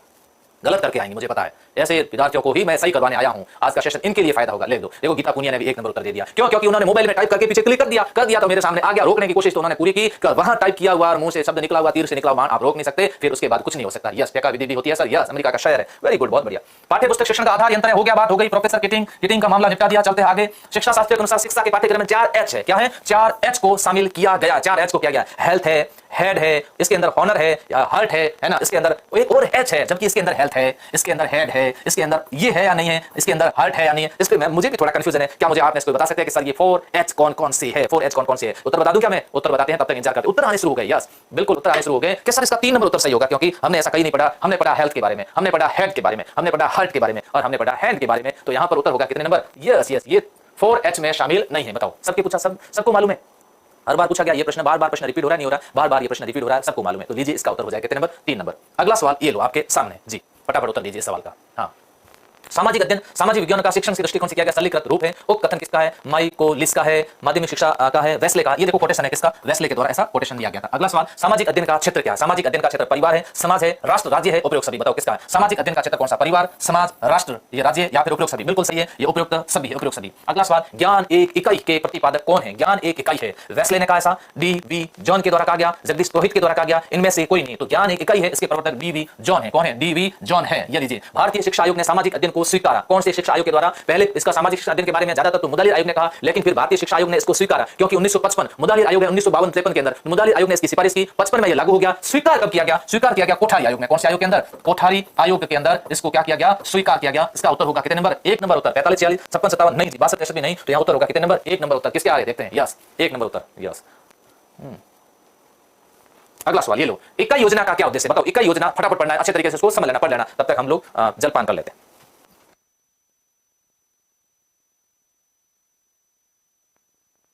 इकाई योजना विद्यार्थियों की आवश्यकता और अभिरुचि के अनुसार पाठ्यवस्तु को संगठित करना, पाठ्यवस्तु को जीवन उपयोगी व्यवहारिक बनाना, किसी समस्या विचार परिणाम पाठ्यवस्तु को विभाजित करना, उपयुक्त सभी। इसमें सारी बातें हो जाएगी, इसके अंदर सभी बातें सम्मिलित की जाएगी। यस, इकाई योजना में बांटना। काल क्रम विधि का अर्थ क्या होता है? काल और क्रम, समय ही धन, समय की निरंतरता, क्रम के अनुसार समय। तो काल क्रम विधि का अर्थ है समय की निरंतरता। किसकी निरंतरता? समय की निरंतरता। इसको काल क्रम विधि के नाम से भी जानते हैं। कथन विधि के लाभ क्या है? कथन विधि व्याकरण के अंदर पढ़िएगा आप, हिंदी जिसकी लैंग्वेज फर्स्ट में हिंदी है उनके लिए बहुत इंपॉर्टेंट। हाँ, ध्यान रखिएगा, और लगभग सबके होता है ना, और सभी इस प्रश्न का उत्तर बड़े अच्छे से देंगे। कथन विधि, कथन अधिक प्रभावशाली होता है, समय शक्ति की बचत होती है, छात्रों को सुनकर सीखने का अवसर मिलता है, उपयुक्त सभी। यस, यहाँ ध्यान रखिएगा, ये क्या होगा? उपयुक्त सभी, इसका उत्तर राइट होगा। Yes, yes, yes. सर आपके बारे में गलत बोल रहे थे, अरे बोलने दो, जिसको बोलना है वो बोलने दो, हमें क्या फर्क पड़ता है ना, हाथी अपनी मस्ती में मस्त है ना।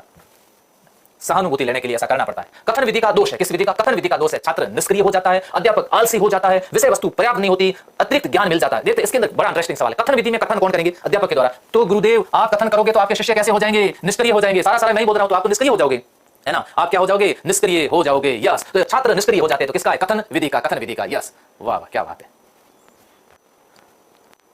खड़का करेंगे, खड़का करेंगे। अरे भाई साहब, आजकल खड़ग सिंह रहे नहीं, पहले जमाने के अंदर योद्धा हुआ करते थे, तब उनके बारे में कहा जाता था कि खड़ग सिंह के खड़ग से खड़कती है खिड़कियां, तब वो खिड़कियां खड़क जाती थी, योद्धा से बोलते थे ना। तो आज का तो सिस्टम ही चेंज हो गया है, अब तो खिड़कियों के खड़कने से खड़कता है खड़ग सिंह, अब तो खड़ग सिंह खिड़कियां बजती है तो कांपने लग जाता है, वो सिस्टम हो गया, उल्टा हो गया। लीजिए हम शतक की ओर बढ़ चुके हैं और 98 पे आ गए। यदि मापन के सारे यंत्र तथा साधन विश्व से समाप्त कर दिए जाए, कोई ऐसा ऑर्डर आ जाए, और ऐसा कोई ऑर्डर आ जाए, कह दीजिए सारे यंत्र वगैरह आज रात को 8 बजे मापन के सारे यंत्र समाप्त किए जाते हैं, आधुनिक सभ्यता बालू की दीवार की तरह ढह जाएगी। किसने कहा था? रॉय ने, रॉस ने, हर्बर्ट ने, सिम्पसन ने, ये कहा था किसने? रॉस के द्वारा ऐसा कहा गया था। यस, 99। मूल्यांकन का उद्देश्य, अरे वाह क्या गजब की बात आई, मूल्यांकन आ गया, मापन आ गया, योगात्मक मूल्यांकन आ गया, निर्माणात्मक आ गया, इसके बारे में सवाल आने शुरू हो गए। तो एक बार और साथियों को बुला लीजिए। यस, यस, यहां पर मूल्यांकन का उद्देश्य शैक्षिक उद्देश्य में स्पष्टता लाना, छात्रों का वर्गीकरण अथवा श्रेणी निर्धारण करना, प्रयोजन के अनुसार चयन करना या उपयुक्त सभी शैक्षिक उद्देश्य में स्पष्टता लाना भी है। छात्रों का वर्गीकरण श्रेणीकरण करना भी होता है, प्रयोजन के अनुसार चयन करना, प्रयोजन उद्देश्य के अनुसार क्या करना, चयन भी करना। इसका मतलब मूल्यांकन का अर्थ होता है, एक बार थर्ड ग्रेड के अंदर पूछा गया था, मूल्यांकन से तात्पर्य है क्या देना, निर्णय देना है। क्या देना, निर्णय देना है। उपयुक्त सभी सही है, यस यस, उपयुक्त सभी सही है। अच्छा चलिए,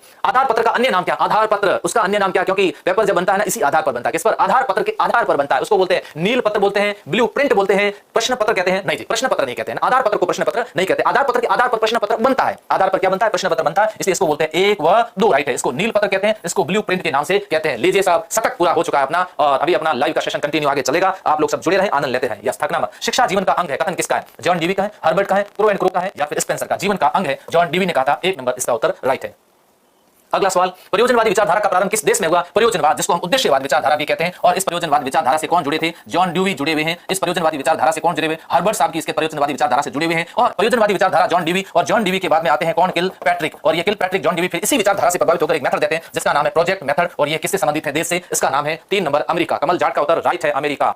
यस यस, योगेश कुमार दे रहे हैं sir 1 Bharat. Mister Yogesh ji, 1 number Bharat के अंदर मुदालिर आयोग, कोठारी आयोग, रामकृष्ण राधाकृष्ण आयोग, केपी चौधरी साहब, इसके अलावा कौन सा उत्तर दोगे आप। भारत ने कोई साइकोलॉजी का कौन सा मेथड दिया, अभी तो दिया नहीं। देंगे, थोड़ा समय लगेगा, अभी देंगे, अभी भारत तरक्की की ओर बढ़ रहा है। अगला सवाल, यस, खेल पद्धति के प्रवर्तक कौन है। अच्छे अच्छे सवाल आए तो बस रुकना नहीं है जी, जब ऐसे सवाल आ जाए तो आपको उत्तर देना है। किशोर जानी, यस यस, शारदा, राजेंद्र नायक, ममता कुमारी सी उत्तर दिया। नीलू कुमारी ने क्या दिया, यूएसएसओ इतना नंबर का। Madam Montessori, Froebel, Kilpatrick, Henry Caldwell cook. आपके सामने प्रश्न आया कौन सी विधि, खेल विधि के प्रवर्तक। मैडम मॉन्टेसरी, मारिया मॉन्टेसरी जिसके कहते हैं, इनकी विधि है मॉन्टेसरी विधि, मॉन्टेसरी विधि के नाम से जानी जाती है। फ्रॉबेल, फ्रॉबेल के द्वारा आपके दी गई थी कौन सी विधि, किंडरगार्टन, किंडरगार्टन विधि, गार्टन विधि। किलपैट्रिक, किलपैट्रिक प्रोजेक्ट हो जाएंगे। Henry Caldwell cook, yes yes, 4 number सबका उत्तर आ रहा है। लेकिन फिर भी इसमें कुछ फ्रॉबेल भी देंगे। क्या देंगे, फ्रॉबेल भी देंगे। क्यों, क्योंकि पढ़ेंगे नहीं ना, सही तरह से पढ़ेंगे नहीं ना, इसमें अंतर भी नहीं समझ पाते हैं ना। कि मैंने कहा धर्मन के शास्त्री फ्रॉबेल साहब के अंदर उन्होंने कहा था कि किंडरगार्टन, एलकेजी, यूकेजी इन्होंने बताई थी। कई किताबों ने फ्रॉबेल खेल विधि को फ्रॉबेल से जुड़ा है, तो वो किंडरगार्टन विधि को ही तो खेल विधि कहते हैं। सीधा पूछ लिया खेल विधि, तो हेनरी साहब को कहां ले जाएंगे, है ना, हेनरी साहब को कहां ले जाएंगे। तो हेनरी साहब से याद रखना कुक, खेल विधि से याद रखना कुक। कुक कौन था, खाना बनाने वाला। अरे भाई, खाना बनाने वाला कहां गया, खेलने के लिए। कहां गया, खेलने के लिए। कुक गया खेलने के लिए।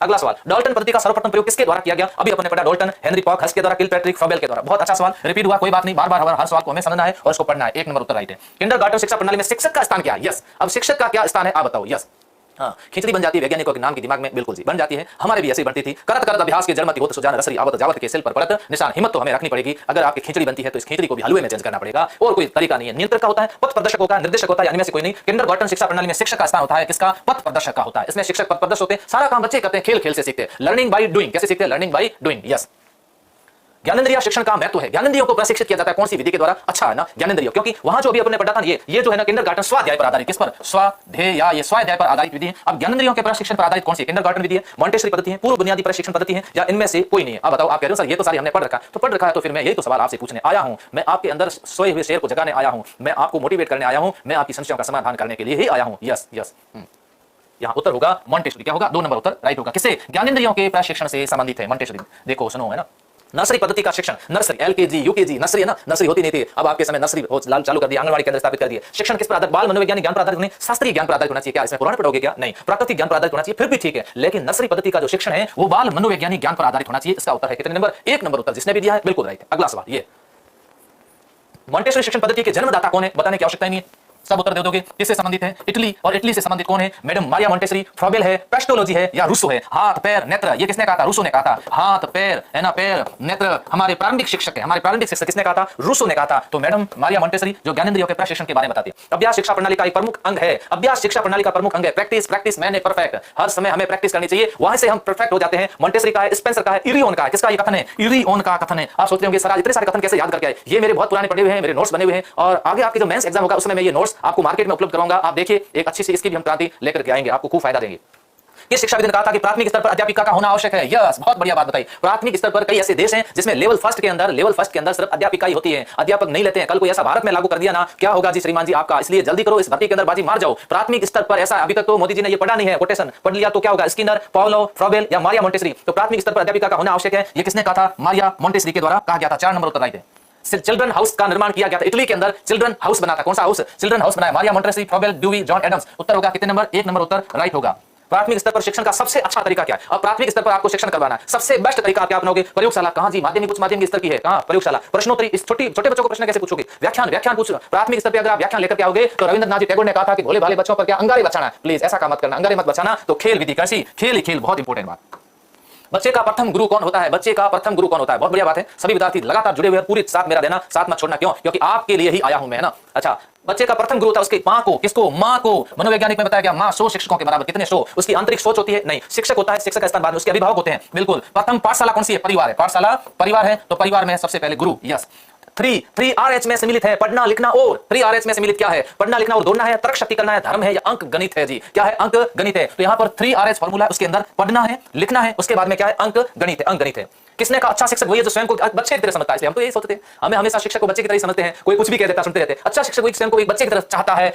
प्लेटो, जॉन लॉक, रूसो या फिर अरस्तु, किसने कहा था? तो वह ये शब्द कहा था, किसने कहा था? जॉन लॉक के द्वारा कहा गया था। ये बात लॉक करने लायक है।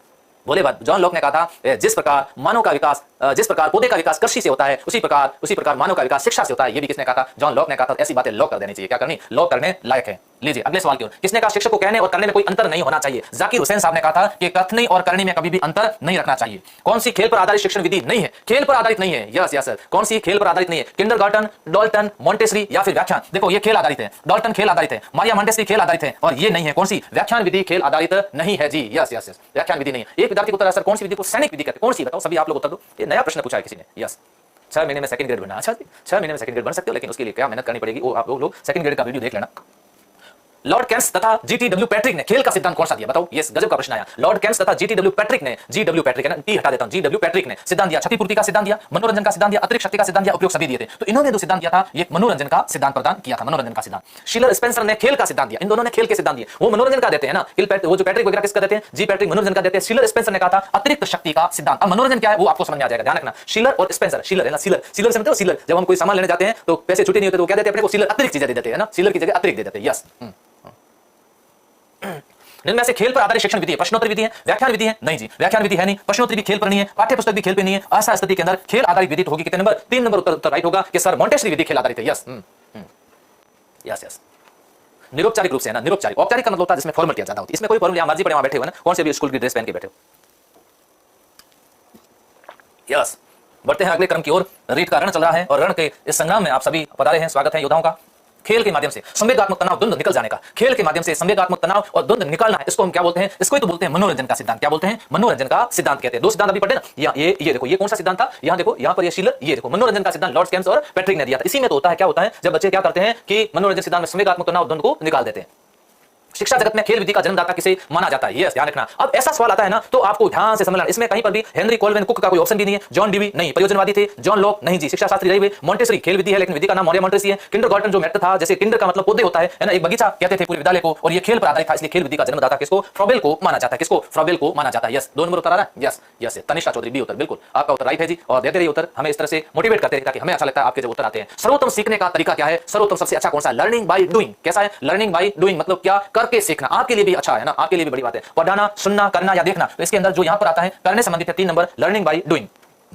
छात्रों में अनुशासन बनाने के लिए, छात्रों में क्या बनाना है? अनुशासन बनाना। तो क्या किया जाएगा? शोर शराबा करने से रोकेंगे, छात्रों को जिम्मेदारी सौंपेंगे, नियमों का पालन करने के लिए कहेंगे, या प्रश्न पूछेंगे। कई बार ऐसा कई जगह ऑप्शन अगर सही तरह से नहीं होना तो प्रश्न पूछना भी अनुशासन स्थापित किया जा सकता है ना, किया जा सकता है। अब देखो, तो यहां पर छात्रों को जिम्मेदारी सौंपा जाए तो ज्यादा कहते हैं ना, शादी ब्याह में देखो कहते हैं कि यार ऐसे लोग कौन कौन से जो ढंग से काम बिगाड़ सकते हैं, तो काम बिगड़ने वालों के ऊपर कोई जिम्मेदारी दे दो तो काम बिगड़ेगा नहीं। उनको एक जगह खड़े कर दो कि आपको तो आने वाला का स्वागत करना, वो भी राजी, उधर काम भी नहीं बिगड़ेगा। तो ऐसी स्थिति में जिम्मेदारी सौंपेंगे। क्या करेंगे? जिम्मेदारी सौंपेंगे। यस। मूल्यांकन को व्यापक तभी माना जा सकता है जब, मूल्यांकन को कैसा माना जाता है? व्यापक तभी माना जा सकता है जब सभी अध्यापक मूल्यांकन करें, सभी उद्देश्य मूल्यांकन किए जाए, बच्चे के व्यक्तित्व के सभी पक्षों का मूल्यांकन हो। यस, कैसे पक्षों का? शैक्षिक एवं सह शैक्षिक। तभी हम कहते हैं मूल्यांकन में एक शब्द आता है व्यापक। क्या मूल्यांकन के अंदर है CCE। अभी वर्तमान मूल्यांकन ऐसा है, C का मतलब होता है समग्र, और फिर C का मतलब होता है व्यापक, और E का मतलब होता है इवोल्यूशन मूल्यांकन है ना, कंटिन्यू कॉम्प्रिहेंसिव। यहां ध्यान रखिए, बच्चे के व्यक्तित्व के सभी पक्षों का उसके अंदर क्या होना चाहिए? मूल्यांकन होना चाहिए। लीजिए अगला प्रश्न आया। प्रारंभिक शिक्षक का प्राथमिक मुख्य उद्देश्य क्या? छात्र को समझना है। प्रारंभिक लेवल के जो शिक्षक होते हैं, लेवल फर्स्ट के हो या फिर लेवल सेकंड, आप सब प्राथमिक विद्यालय के शिक्षक और प्राथमिक माने जाओगे ना, तो आपका प्राथमिक और पहला उद्देश्य क्या है? क्लास में जाओगे, सबसे पहला उद्देश्य क्या है? छात्र को समझना है, छात्र का आदर करना है, छात्र को पुचकारना, बा बेटा पिंटू आजा आजा, छात्र को पुचकारना है, या छात्र जाते ही शिक्षण कार्य करवा देना, कुछ भी नहीं करना है। सबसे पहले जाकर के आपको छात्रों को क्या करना है? समझना है कि ये छात्र किस लेवल के हैं, कैसी संस्कृति के हैं, क्या इस छात्रों को किस तरह की समझ है, ये जानना एक शिक्षक के लिए बहुत जरूरी है, बहुत जरूरी। फिर उसके अनुसार छात्र को क्या करना चाहिए? प्लान करना चाहिए। यस, अगला सवाल ये लीजिए। मापन प्लस मूल्य निर्धारण सूत्र है। मापन प्लस मूल्य निर्धारण सूत्र किसका? अभिरुचि का है, प्रश्नावली का है, सांख्यिकी का है, या फिर मूल्यांकन का? तो मापन प्लस मूल्य निर्धारण सूत्र किसका है? मूल्यांकन का। मूल्यांकन कैसे होता है? सबसे पहले तो होगा आकलन, असेसमेंट। आकलन के बाद में होगा मापन, और मापन के बाद में फिर होगा क्या, मूल्यांकन होगा, फिर मूल्यांकन होगा, पहले असेसमेंट होगा, फिर मेजरमेंट होगा, फिर इवोल्यूशन होगा, इवोल्यूशन उसके बाद में होता है। तो यहां उत्तर होगा मूल्यांकन, मूल्य निर्धारण, या उत्तर होगा 4 नंबर। अगला सवाल, निष्पत्ति परीक्षण का प्रयोग किया जाता है। मैक्लिलेंड ने कहा था, मैक्लिलेंड के द्वारा निष्पत्ति परीक्षण दिए थे, जिसको उपलब्धि परीक्षण भी कहते हैं। कैसे कहते हैं, उपलब्धि परीक्षण भी कहते हैं। बालक के शैक्षिक विकास का पता लगाने के लिए किया जाता है। अध्यापक द्वारा बालक की आर्थिक नहीं, फिर बालक की पूर्व नहीं, छात्र द्वारा ये तो हो गया शैक्षिक स्थिति का, निष्पत्ति शैक्षिक उपलब्धि का पता लगाने के लिए किया जाता है, अचीवमेंट का पता लगाने के लिए किया जाता है। अगला प्रश्न, छोटी कक्षाओं के लिए विज्ञान शिक्षण की कौन सी विधि उपयुक्त है? छोटी कक्षाएं कौन सी, या तो 1 से 5 या फिर 1 से 8, ये छोटी क्लास मानी जाती है। प्रयोगशाला विधि, प्रदर्शन विधि, व्याख्यान विधि या फिर योजना विधि। देखो ये छोटी क्लास है तो इसमें विज्ञान इस तरह से पढ़ाई जा सकती है। विज्ञान, ये विज्ञान की सबसे अच्छी विधि मानी जाती है, और ये छोटी क्लास में भी काम में ली जा सकती है। छोटी कौन सी, प्राथमिक है, उच्च प्राथमिक, इसमें ये काम में ली जा सकती है। यस, सेकंड ग्रेड वाला, हाँ सेकंड ग्रेड का काम चल रहा है जी, है ना, आपके जल्दी उपलब्ध करवा दिया जाएगा। शिक्षण में सबसे अधिक उपयोग किस विधि का होता है? शिक्षण के अंदर सबसे ज्यादा उपयोग किस विधि का होता है? प्रदर्शन विधि का होता है। शिक्षण में ध्यान, अब की बात देखो कौन होता है, मैं इंतजार करूंगा ना, ये मैं नहीं बोलूंगा अब की बार आपके प्रश्न का उत्तर, क्योंकि ये अगर उत्तर नहीं दिया तो आप समझ लेना, मैं वेट करूंगा। बहुत हो गया। अंग्रेजी शिक्षण विधि करो, अभी मैं अंग्रेजी इसमें इंडक्टिव डिडक्टिव सारे इंग्लिश को ट्रांसलेट करोगे तो सब इसी के अंदर आ जाएगा, ये सब इंग्लिश में साथ में चलेगी।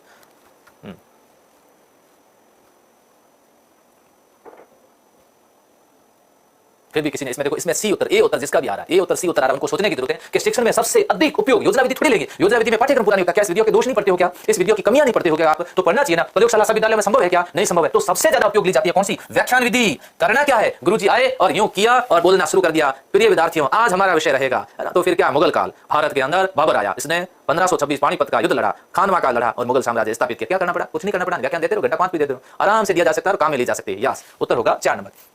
किसे अध्यापक का दाहिना हाथ कहते हैं? लेफ्ट हैंड कहते हैं। अध्यापक का सबसे अच्छा मित्र कहते हैं। ज्यादातर अध्यापक को बात उसी से करनी चाहिए। इसलिए देखा होगा, मैं मेरे जो ऐप में रिकॉर्डेड कोर्स वगैरह, हमारे सारे टीम मेंबर के हम लोग पढ़ाते समय ज्यादा ध्यान इधर देते हैं, और कहते हैं सर कमेंट पे नहीं देते, कमेंट पे नहीं देते, इधर देते। इसको बोलते हैं श्याम पट बोलते हैं। क्या बोलते हैं? श्याम पट बोलते हैं। लीजिए लीजिए, हाँ जी, बता आप उत्तर दीजिएगा, है ना, क्योंकि बोलना ज्यादा पड़ता है तो सीधी सी बात है। अब कई कह रहे सर खाना खा लो, तो खाना तो नहीं खाएंगे, लेकिन थोड़ा सा जूस आ गया है तो मैं थोड़ा सा ले लेता हूं, आप लोग फटाफट उत्तर दीजिए। देखते इसका उत्तर क्या दे रहे हैं। हाँ, निबंधात्मक। अब की बार कौन सा है? निबंधात्मक परीक्षा प्रणाली का गुण नहीं है, बताओ क्या है? अभिव्यक्ति की स्वतंत्रता है, भाव अभिव्यक्ति के गुणों का पालना है, समस्या के प्रति स्वयं का दृष्टिकोण विकसित होना है। देखो यस, निबंधात्मक में बच्चे को लिखने की स्वतंत्रता होती है, भाषा अभिव्यक्ति के गुणों की पालना की जाती है, समस्या के प्रति स्वयं के दृष्टिकोण विकसित होता है, सब राइट है। लेकिन यहाँ विश्वसनीयता नहीं होती है जी, बिल्कुल भी नहीं होती, विश्वसनीयता इसके अंदर नहीं होती। इसलिए उत्तर होगा कितने नंबर? 4 नंबर उत्तर। जिसने भी दिया उनका उत्तर राइट है। अगला सवाल फिर आपके सामने, छात्र गाय को सजीव पत्थर को निर्जीव बतलाता है, इसमें से उसने किस प्रकार के उद्देश्य की प्राप्ति हुई, ये मेरे समझाया हुआ है। इसमें मुझे नहीं लगता कोई गलती करोगे।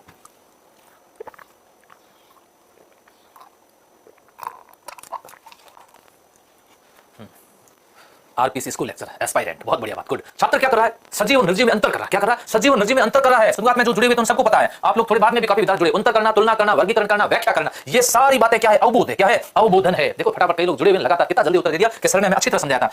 ज्ञान क्या है? पहचान करना, और कौशल क्या है? कोई भी चित्र बनाना, और विचार करने के बाद निर्णय लेना। अगला सवाल ये लीजिए, हाँ, ओवरहेड प्रोजेक्ट होते हैं। ओवरहेड प्रोजेक्ट में क्या करते, क्या लगता है? कैसेट लगते हैं, कैसेट लगती थी पुराने जो कैसेट आती थी, ये वाली कैसेट देखी क्या? ये वाली कैसेट है, ये हमारे टाइम की कैसेट। यहाँ पर एक रील लगती थी, क्या लगती थी? रील लगती थी, है ना। यहाँ पर बड़ा आनंद आता था, फिर उसका खटके होता था, उसके अंदर रिकॉर्डिंग भी होती थी और गाने चलते अंतरियारी दपट्टा आवे हमारी बंदड़ी, कौन थारे अंतरियो लगायो सा, क्या आनंद आए चलते थे उसमें, गाने चलते धोरों के ऊपर। वो समय चला गया। बारातियों के हाथ में से होता था, क्या होता था? हाथ के अंदर बाराती अपने साथ में रख करके चलते थे, लगता था कि बारात कैसी गजब आई है, और साथ में ये इंस्ट्रूमेंट होते थे। ओवरहेड प्रोजेक्ट के अंदर ट्रांसपेरेंसी लगती है। क्या लगती है? ट्रांसपेरेंसी। पाठ्य पुस्तक तो लगती नहीं है और हस्तलिपि भी नहीं लगती, क्या लगती है? ट्रांसपेरेंसी लगती है। प्रोजना विधि में से किस विचारधारा पर आधारित है? यस, निम्बर्ट की विचारधारा, जिसे हम प्रोजना कहते हैं, जॉन ड्यूई की विचारधारा, जॉन डॉटल की विचारधारा, या हर्बर्ट स्पेंसर की विचारधारा। तो ये प्रोजना विधि जो है ये किस पर आधारित है? जॉन ड्यूई की विचारधारा पर आधारित है। और कौन लेकर के आए थे? किल पैट्रिक लेकर के आए थे। यस यस यस, बहुत बढ़िया बात है। साहब जी कह रहे सर हमारे टाइम भी ऐसा होता था, आपके टाइम होता था? मालूम नहीं, मुझे नहीं पता, हमारे टाइम ऐसा होता था ना।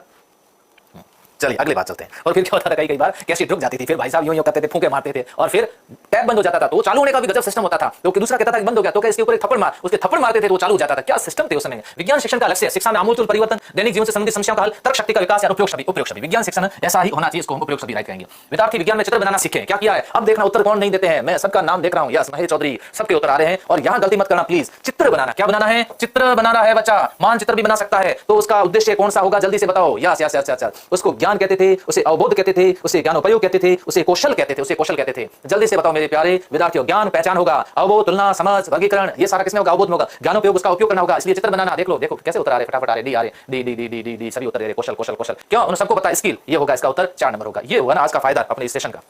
चलिए, विज्ञान किट तैयार किए गए कॉलेज छात्रों के लिए, माध्यमिक शिक्षा छात्रों के लिए, प्राथमिक स्तर के छात्रों के लिए, या विज्ञान किट किसके लिए? प्राथमिक स्तर के छात्रों के लिए। ऑपरेशन ब्लैक बोर्ड भी चला था। व्याख्यान विधि के दोष क्या? व्याख्यान विधि तर्क स्मरण चिंतन शक्ति का अवसर बच्चों को नहीं मिलता, बिल्कुल नहीं मिलता। गुरुजी खुद ही सारा समझा देते हैं। करो और सीखो के सिद्धांत की अवहेलना होती है, बिल्कुल 100% अवहेलना होती है। मनोवैज्ञानिक 100% मनोवैज्ञानिक है, तो सारे ही व्याख्यान विधि के क्या है? दोष है। व्याख्यान विधि के गुण क्या? देखते हैं। व्याख्यान विधि के गुण ये है कि पाठ्यक्रम समय पर पूर्ण होता है।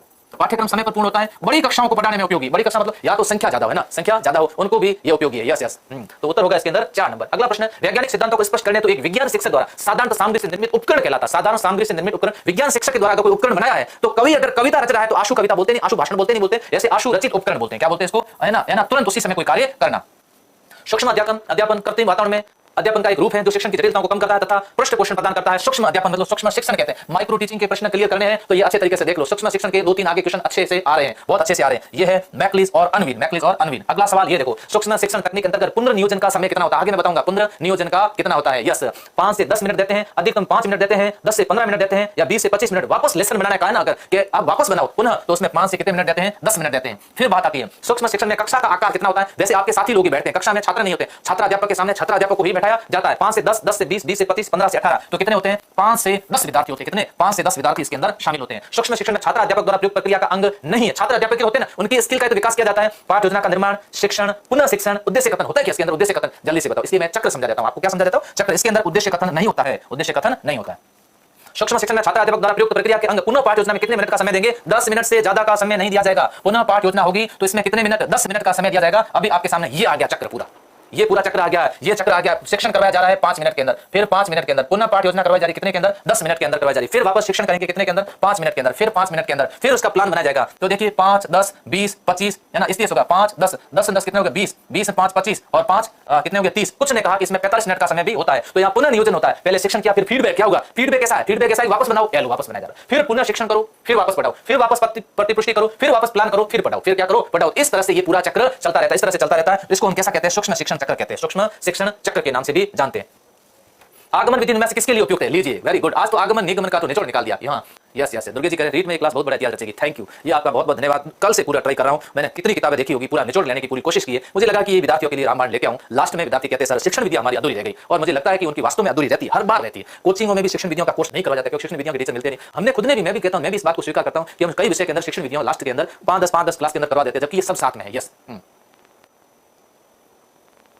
यस, आगमन विधि सूत्र स्थापित करने के लिए है, सवाल को सूत्र द्वारा हल करने के लिए, सवाल को समझने के लिए, सवाल को बनाने के लिए। आगमन विधि क्या, एक एक उत्तर आ गया सभी, सूत्र स्थापित करने के लिए। किसके लिए, सूत्र स्थापित करने का काम करती है। किसी विषय में सोचने तथा तर्क करने की क्षमता का विकास करने में इनमें से कौन सी विधि सबसे ज्यादा उपयोगी, सोचने और तर्क करना है तो यहाँ पर विश्लेषण होती है तो हम उत्तर दे देते हैं। व्याख्यान विधि में कोई तर्क नहीं होगा, निगमन में कोई तर्क नहीं होगा, संश्लेषण निगमन लगभग जैसी है, तो इसमें तर्क वाली हो गई आपके कौन सी, समस्या समाधान। इसका उत्तर हो गया 2 नंबर। निगमन विधि के सोपानों का उचित क्रम बताओ। निगमन विधि के सोपान कैसे, सत्यापन, सामान्यीकरण, निरीक्षण, उदाहरण। सामान्यीकरण, सत्यापन, उदाहरण, निरीक्षण। उदाहरण पहले, फिर निरीक्षण, फिर सामान्यीकरण, लास्ट में करते सत्यापन। ये है, रख लीजिए भाई साहब, आगमन का आ गया है, ये आगमन। उदाहरण पहले होगा, फिर उसका निरीक्षण करेंगे, फिर उसका सामान्यीकरण करेंगे, फिर उसका नियम निकाल सत्यापन। यहाँ सत्यापन पहले, फिर सामान्यीकरण, फिर निरीक्षण, फिर उदाहरण। तो ये होगा निगमन का। किसका होगा, निगमन का। कंटेस्ट कर लेना, ऐसा सवाल पूछा जाएगा। 1 नंबर निगमन, आपसे पूछा है आगमन। आगमन में पहले उदाहरण है और निगमन के अंदर उदाहरण सबसे लास्ट में है। इसलिए निगमन विधि किसकी ओर चलती है, सामान्य से विशिष्ट की ओर। आगमन विधि चलती है विशिष्ट से किसकी ओर, सामान्य की ओर चलती है। यस यस, नियोजन में देखो नीलू कुमारी, नियोजन में कई शिक्षक लिखते हैं तो उसका समय बढ़ जाता है, 25 से 30 मिनट का समय बताया गया। नियोजन के अंदर वापस 5 मिनट का समय दिया जाता है। कितने मिनट का दिया जाता है, 5 मिनट का दिया जाता है। ये वापस ले जाता हूं, देखो आपके संतुष्ट करने के लिए ये लीजिए। अब आप काउंट कर लो, 5, 10, 20, 25, 30, 35 से 40 मिनट का समय होता है। लेकिन एलन एचिसन ने कहा कि 25 से 30 मिनट ही होंगे इसके अंदर, 25 से 30 मिनट।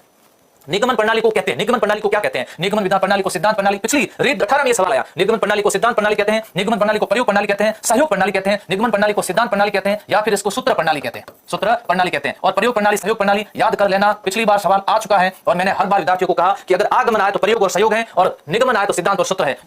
उत्तर देना 1 नंबर। 150 पहुंच चुके हैं। यस, 150 पहुंच चुके हैं। मांगू जी कहीं लिख रहे हैं सर 36 मिनट का होता समय। देखो मेरे प्यारे विद्यार्थियों, इसमें कंफ्यूजन नहीं है, लेकिन अलग अलग सबने बताया, कंफ्यूजन कुछ भी नहीं, सबने अलग अलग बताया है, तो हमें समझना पड़ेगा। ऐसा सवाल आएगा तो आप समझ लेना, या तो किसी शिक्षा शास्त्री आगे लिखे होंगे, नहीं हो तो सीधा सीधा उसका उत्तर होगा। ऑप्शन भी ऐसे होंगे जो आप आसानी से देख करके आओगे। यस, आगमन प्रणाली के रूप, प्रयोग प्रणाली के अंतर्गत व्याकरण पढ़ाते समय छात्रों को पहले सूत्र रटवाए जाते हैं, छात्रों को व्याकरण की पुस्तकें दी जाती हैं, छात्रों को सिद्धांत बताए जाते हैं, छात्रों को पहले उदाहरण दिए जाते हैं। सूत्र रटाना निगमन, व्याकरण की पुस्तकें देना नहीं जी, सिद्धांत बताना निगमन, छात्रों को पहले उदाहरण दिए जाते हैं, उदाहरण दिए जाते हैं, इसका मतलब ये हो जाएगी कौन सी, आगमन हो जाएगी।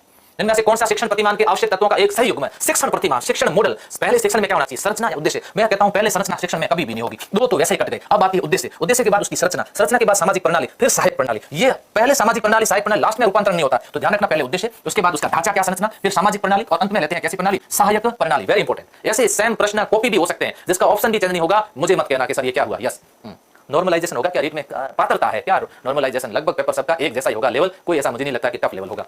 निगमन विधि में छात्र सामान्य से विशिष्ट की ओर चलते हैं, सामान्य से विशिष्ट चलते हैं क्या, विशिष्ट से सामान्य, यस ये होता है आगमन, ये होता है आगमन के अंदर। सामान्य से सामान्य की ऐसी कोई विधि नहीं है जो सामान्य के सामान्य की ओर, विशिष्ट से विशिष्ट की ओर भी नहीं है, तो उत्तर हो जाए कौन सा, सामान्य से किसकी ओर चलते हैं, विशिष्ट की ओर चलते हैं। पहले नियम से उदाहरण की ओर। आगमन विधि का अधिकांश प्रयोग किया जाता है व्याकरण शिक्षण में, साहित्य शिक्षण में, अभिकर्मित अनुदेशन में, पर्यवेक्षित अध्ययन में अधिकांश प्रयोग किया जाता है। हमारे गुरुजी के द्वारा जो ये पढ़ाते समय कहते हैं अ और अ बराबर क्या होता है, आ होता है। विद्यालय, विद्याधन आलय, उसके अंदर आपको ऐसा समझाया जाता है, बहुत सारे उदाहरण देकर के सिखाया जाता है कि ये कौन सा है, वर्दी है, ये दीर्घ है ना, इस तरह से सिखाया जाता है। यस ध्यान रखिए, उत्तर होगा कितने नंबर, 1 नंबर। समस्या समाधान विधि अच्छी विधि है, समस्या समाधान अच्छी है, क्यों, तर्क आधारित है, बौद्धिक विकास होता है, बच्चे का मानसिक विकास होता है, सारी बातें। इस विधि से विद्यार्थियों में वैज्ञानिक अभिव्यक्ति का विकास होता है, पाठ्यचर्या समय पर समाप्त की जाती होती नहीं है ना, शिक्षक को किस प्रश्न को हल करने की आवश्यकता नहीं होती है, छात्र समस्या को हल कर सकते हैं, नहीं, विद्यार्थी के अंदर वैज्ञानिक अभिव्यक्ति का क्या करती है, ये विकास करती है। 1 नंबर उत्तर सही है, कितना, 1 नंबर उत्तर सही है। यस अगला सवाल आपके सामने, समस्या समाधान में 5 पद, मैंने पहले बताया था ना कि समस्या समाधान के अंदर अधिकतर ने कितने पद माने, 5 पद माने, अधिकतर ने 5 माने, न्यूटन, रामानुजन, भास्कर्य या फिर जॉन ड्यूई। तो समस्या समाधान 5 पदों समृद्ध करने का सुझाव सर्वप्रथम किसने दिया था, तो सर्वप्रथम दिया इनके द्वारा, जिस व्यक्ति का नाम है जॉन ड्यूई के द्वारा यह सुझाव दिया गया था। निगमन प्रणाली का तात्पर्य क्या है, जल्दी से उत्तर दो, किस प्रणाली का, निगमन प्रणाली का क्या तात्पर्य है। ऐसी में भी गर्मी लग रही,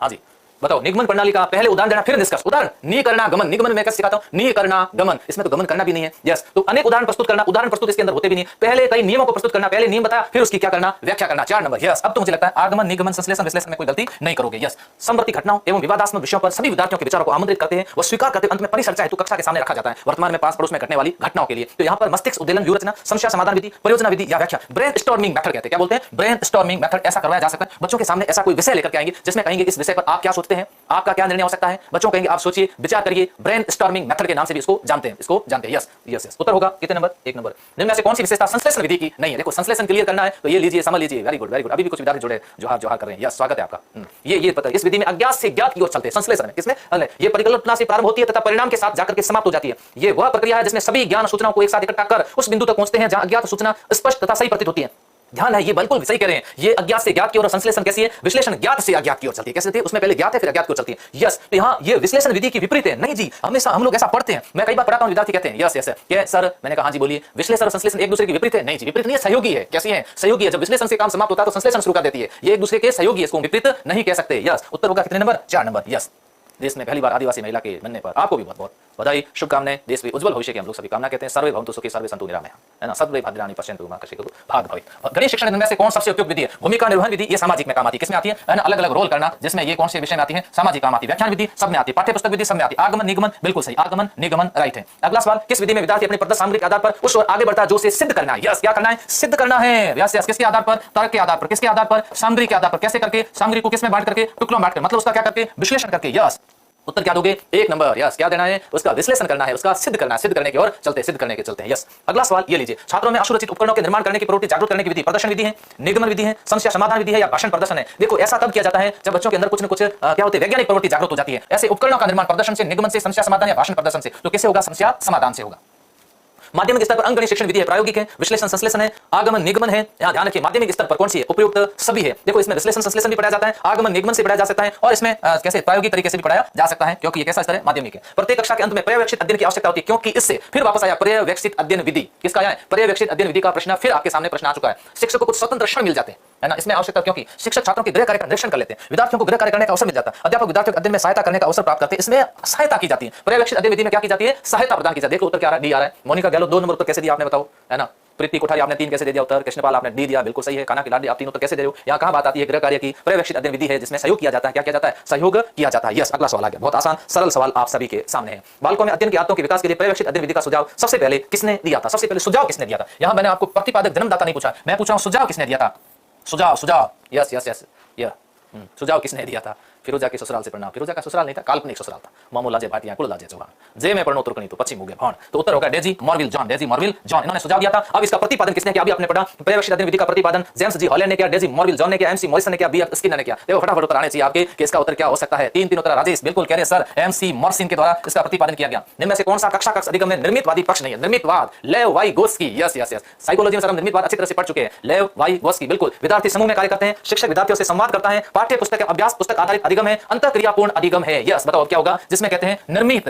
ज्ञान का क्या करना, निर्मित करना, ज्ञान का निर्माण बच्चे स्वयं करते हैं, बच्चे स्वयं ज्ञान का निर्माण करते हैं। अभ्यास पुस्तिका आधारित, पाठ्य पुस्तक आधारित बच्चे स्वयं ज्ञान का निर्माण करते हैं। शिक्षक तो मार्गदर्शक की क्या रहते हैं, भूमिका के अंदर रहते हैं, मार्गदर्शक की भूमिका में। निर्मितवादी अधिक उपभागों में शिक्षक की भूमिका क्या है, यस शिक्षक कहेंगे ये बेटा किताबें है, ये पेपर है, इसको हल करना है। एग्जाम में निर्मितवादी क्या कहते हैं, एग्जाम में भी उसको किताबें दे दो हल करने के लिए। निष्क्रिय अवलोकन, सरलीकरण, कक्षा प्रसार, अनुदेशन, सरलीकरण करता होता है। कैसे सरलीकरण करता है, यहां पे शिक्षक के द्वारा उनको हेल्प की जाती है, सरलीकरण इसका किया जाता है, सरलीकरण किया जाता है। यस अगला सवाल ये लीजिए, किसने सामाजिक निर्मितवाद के सिद्धांत पर अधिक बल दिया था? साइकोलॉजी अगर पढ़ी है तो जल्दी से उत्तर दीजिए, मैं वेट करता हूं आपके उत्तर का। प्रश्न संख्या लगा कर देना। यस सर नॉर्मलाइजेशन होगा क्या? अभी छोड़ो ना नॉर्मलाइजेशन का, क्या करना, पेपर तो होने दो, आप आगे वो चलते हो है ना। अब नॉर्मलाइजेशन होने के बाद मेंस के बारे में बातें करो। फिर सर तनख्वाह कितनी मिलेगी, सर 1 तारीख को खाते में आ जाएगी क्या? फिर पूछेंगे सर 12 बजे आ जाएगी क्या? सर 1:30 बजे तक दे देंगे मेरे क्या, फिर 2 बजे जरूरत पड़ेगी है ना। कैसी बातें पूछ रहे हो?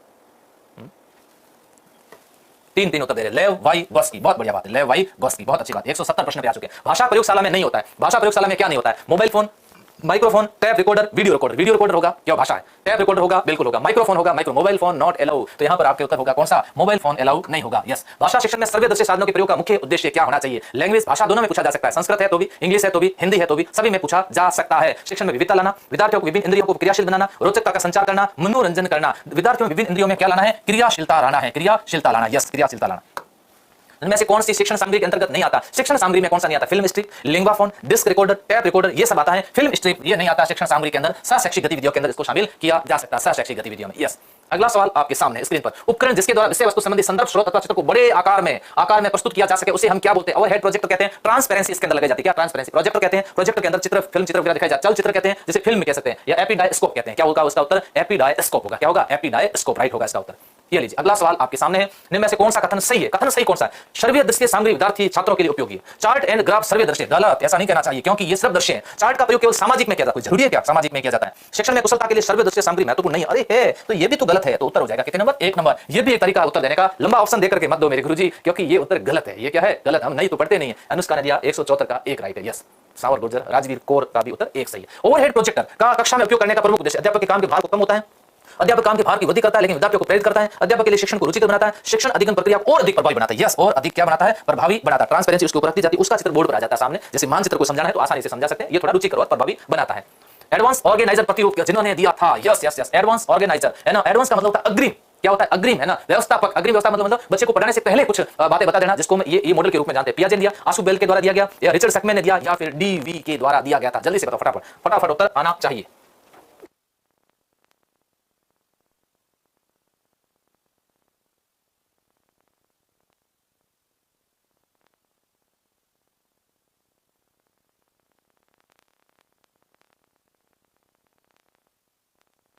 क्या उत्तर दे रहे? डेविड आशुबेल, बिल्कुल सही। डेविड आशुबेल बिल्कुल सही है, ये अग्रिम से संबंधित है ना, अग्रिम एडवांस। अगला सवाल है, सकमैन का प्रच्छा मॉडल है। प्रच्छा बहुत अच्छा पूछा जा सकता है। प्रच्छा मॉडल निगमनात्मक है, आगमनात्मक? इसमें प्रश्नोत्तरी भी होती है। क्या होती है? प्रश्नोत्तरी भी होती है। ये किससे संबंधित? निगमनात्मक है, आगमनात्मक है, आगमन निगमन दोनों है, या उक्त में से कोई नहीं है? तो ये आपका उत्तर होगा कौन सा? 2 नंबर राइट होगा। सकमैन का प्रच्छा मॉडल जो पूछा जाता है, प्रश्न ऐसा भी आ सकता है, प्रच्छा मॉडल किसने दिया था? सकमैन के द्वारा दिया गया था। कैसा है? आगमन पर आधारित है, आगमन पर आधारित। अगला सवाल है, आगमन चिंतन शिक्षण प्रतिमान। यस आगमन चिंतन शिक्षण प्रतिमान के प्रतिपादक कौन है? सवाल ऐसे पूछे जाए तो आप सावधानी बरतना, क्योंकि अग्रिम व्यवस्था पर सकमैन का प्रश्न, इस तरह के प्रश्न पूछे जा सकते हैं। ये हिल्दा ताबा ने दिया था। किसने? हिल्दा ताबा का था, हिल्दा ताबा।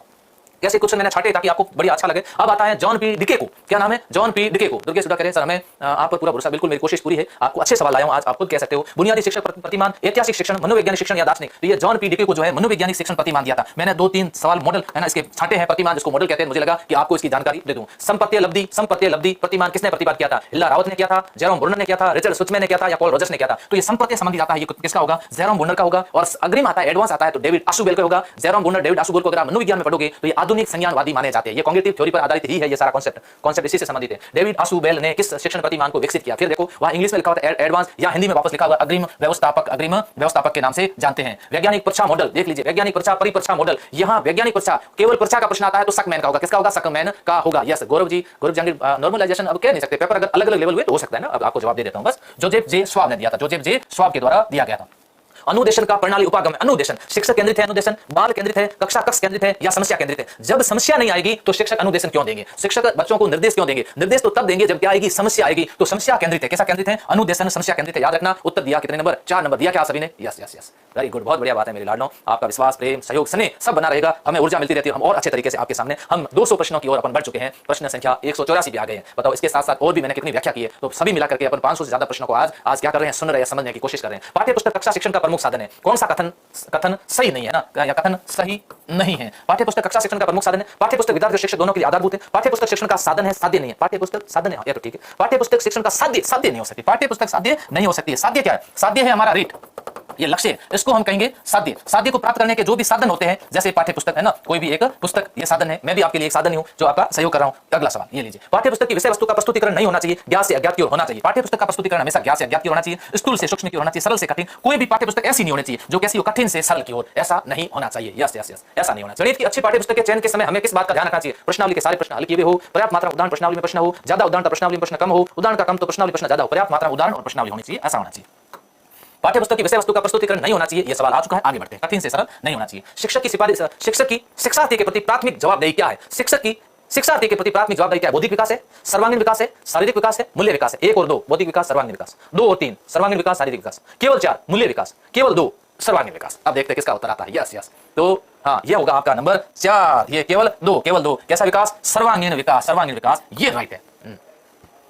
सर मेरा नेट खत्म हो जाएगा। अरे आपका तो नेट खत्म होगा, लोगों की जिंदगी खत्म हो जाएगी। अगर इस भर्ती में सिलेक्शन नहीं हुआ तो फिर आगे बहुत बड़ी समस्याओं का सामना करना पड़ सकता है। नई शिक्षा नीति आ रही है, आपको नेट की चिंता पड़ी है, लोगों को अपनी जीवन की चिंता लगी पड़ी है। यस, पढ़ने दीजिए, पढ़ाने दीजिए हमें भी। अगला सवाल, इनमें से कौन सा शिक्षा मनोविज्ञान का निहितार्थ अध्यापक के लिए सहायक नहीं है? अध्यापक के लिए शिक्षा मनोविज्ञान निहितार्थ सहायक अधिकतम के विकासात्मक विशेषताओं को समझने में, व्यक्ति विभिन्नताओं को समझने में, कक्षा की समूह गतिशीलता को समझने में, अधिगम की अभिक्षमता बढ़ाने में। अब यहाँ थोड़ा सा कंफ्यूजन कैसे हो रहा है, वापस देखना पड़ेगा मुझे। आप भी बताओ। हाँ, शिक्षा मनोविज्ञान का निहितार्थ अध्यापक के लिए सहायक नहीं है, अधिगमकर्ता के विकासात्मक विशेषताओं को समझने में, व्यक्ति विभिन्नताओं को पहचानने में, कक्षा की समूह गतिशीलता को जानने में, अधिगम की अभिक्षमता बढ़ाने में। यस यस, अब मेरे को पकड़ में आ गया, सवाल पकड़ में आ गया। यस, अब आ गया। हाँ, तो यहां पर आपके होगा कि विकासात्मक विशेषताएं बढ़ाई होगी, फिर विभिन्नताओं को पहचानना, गतिशीलता को जानना, अधिगम की अभिक्षमता बढ़ाना। यस, कौन सा है? अधिगम की अभिक्षमताएं नहीं बढ़ाई जा सकती। यस, सारे क्वेश्चन करवा दूंगा, बेफिक्र रहिए। इसी के साथ अपने बहुत व्याख्या भी तो की है ना, व्याख्या भी की है। यस, अगला, अध्यापक के लिए शिक्षा मनोविज्ञान का ज्ञान महत्वपूर्ण है क्योंकि उसको शिक्षा मनोविज्ञानीय सिद्धांतों को अपने शिक्षण कार्य में प्रयोग करना होता है। वो कक्षा में शिक्षण करते समय अधिगमकर्ताओं के बीच व्यक्ति विभिन्नता का कोई विचार नहीं करता, जबकि करता। ये नहीं हो सकता, हट गया।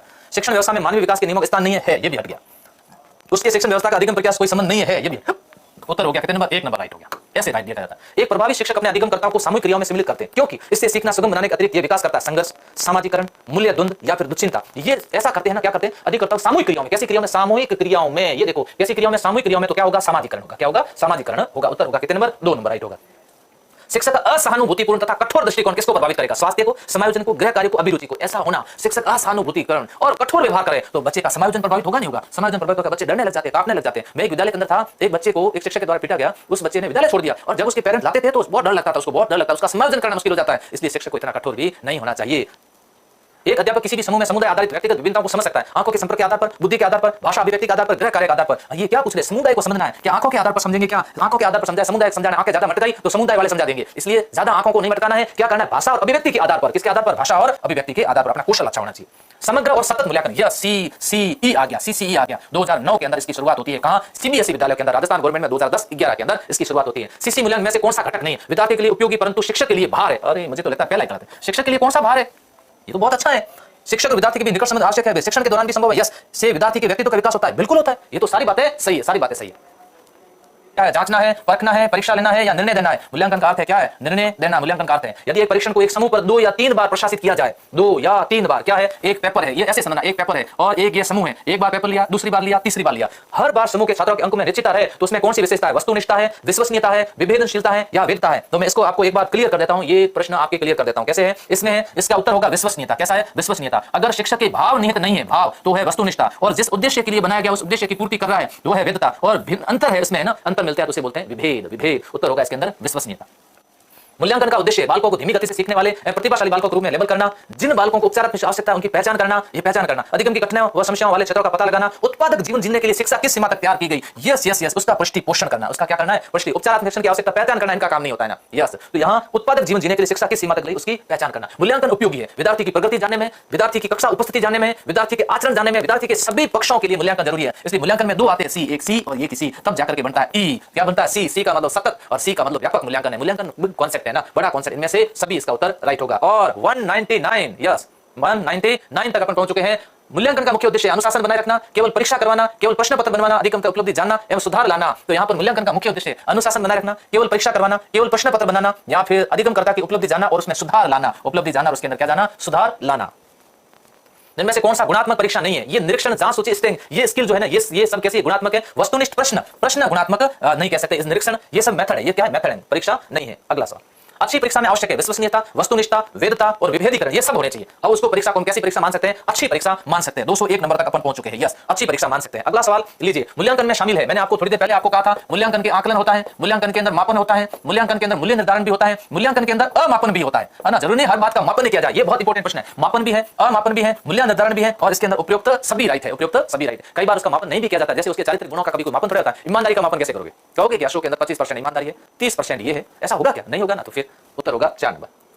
हिंदी शिक्षण में उपलब्धि की जांच की जा सकती है बुद्धि परीक्षण से, निबंधात्मक परीक्षण से, प्रोजेक्टिव परीक्षण से, या फिर उपलब्धि परीक्षण से। यस, उपलब्धि की जांच उपलब्धि परीक्षण ही करेगी नहीं करेगी, उसकी जांच तो उसके द्वारा ही की जाएगी। यस, अगला सवाल, यस, उपलब्धि परीक्षण के संबंध में कौन सा कथन उपयुक्त नहीं है? कौन सा कथन उपयुक्त नहीं है? मौखिक परीक्षा में पक्षपात की आशंका रहती है, निबंधात्मक प्रश्नों के मूल्यांकन में वस्तुपरकता का अभाव रहता है, यस, क्रियात्मक परीक्षाओं में शाब्दिक ज्ञान का महत्व नहीं होता है, यस, वस्तुनिष्ठ परीक्षा से मौलिकता का विकास होता है।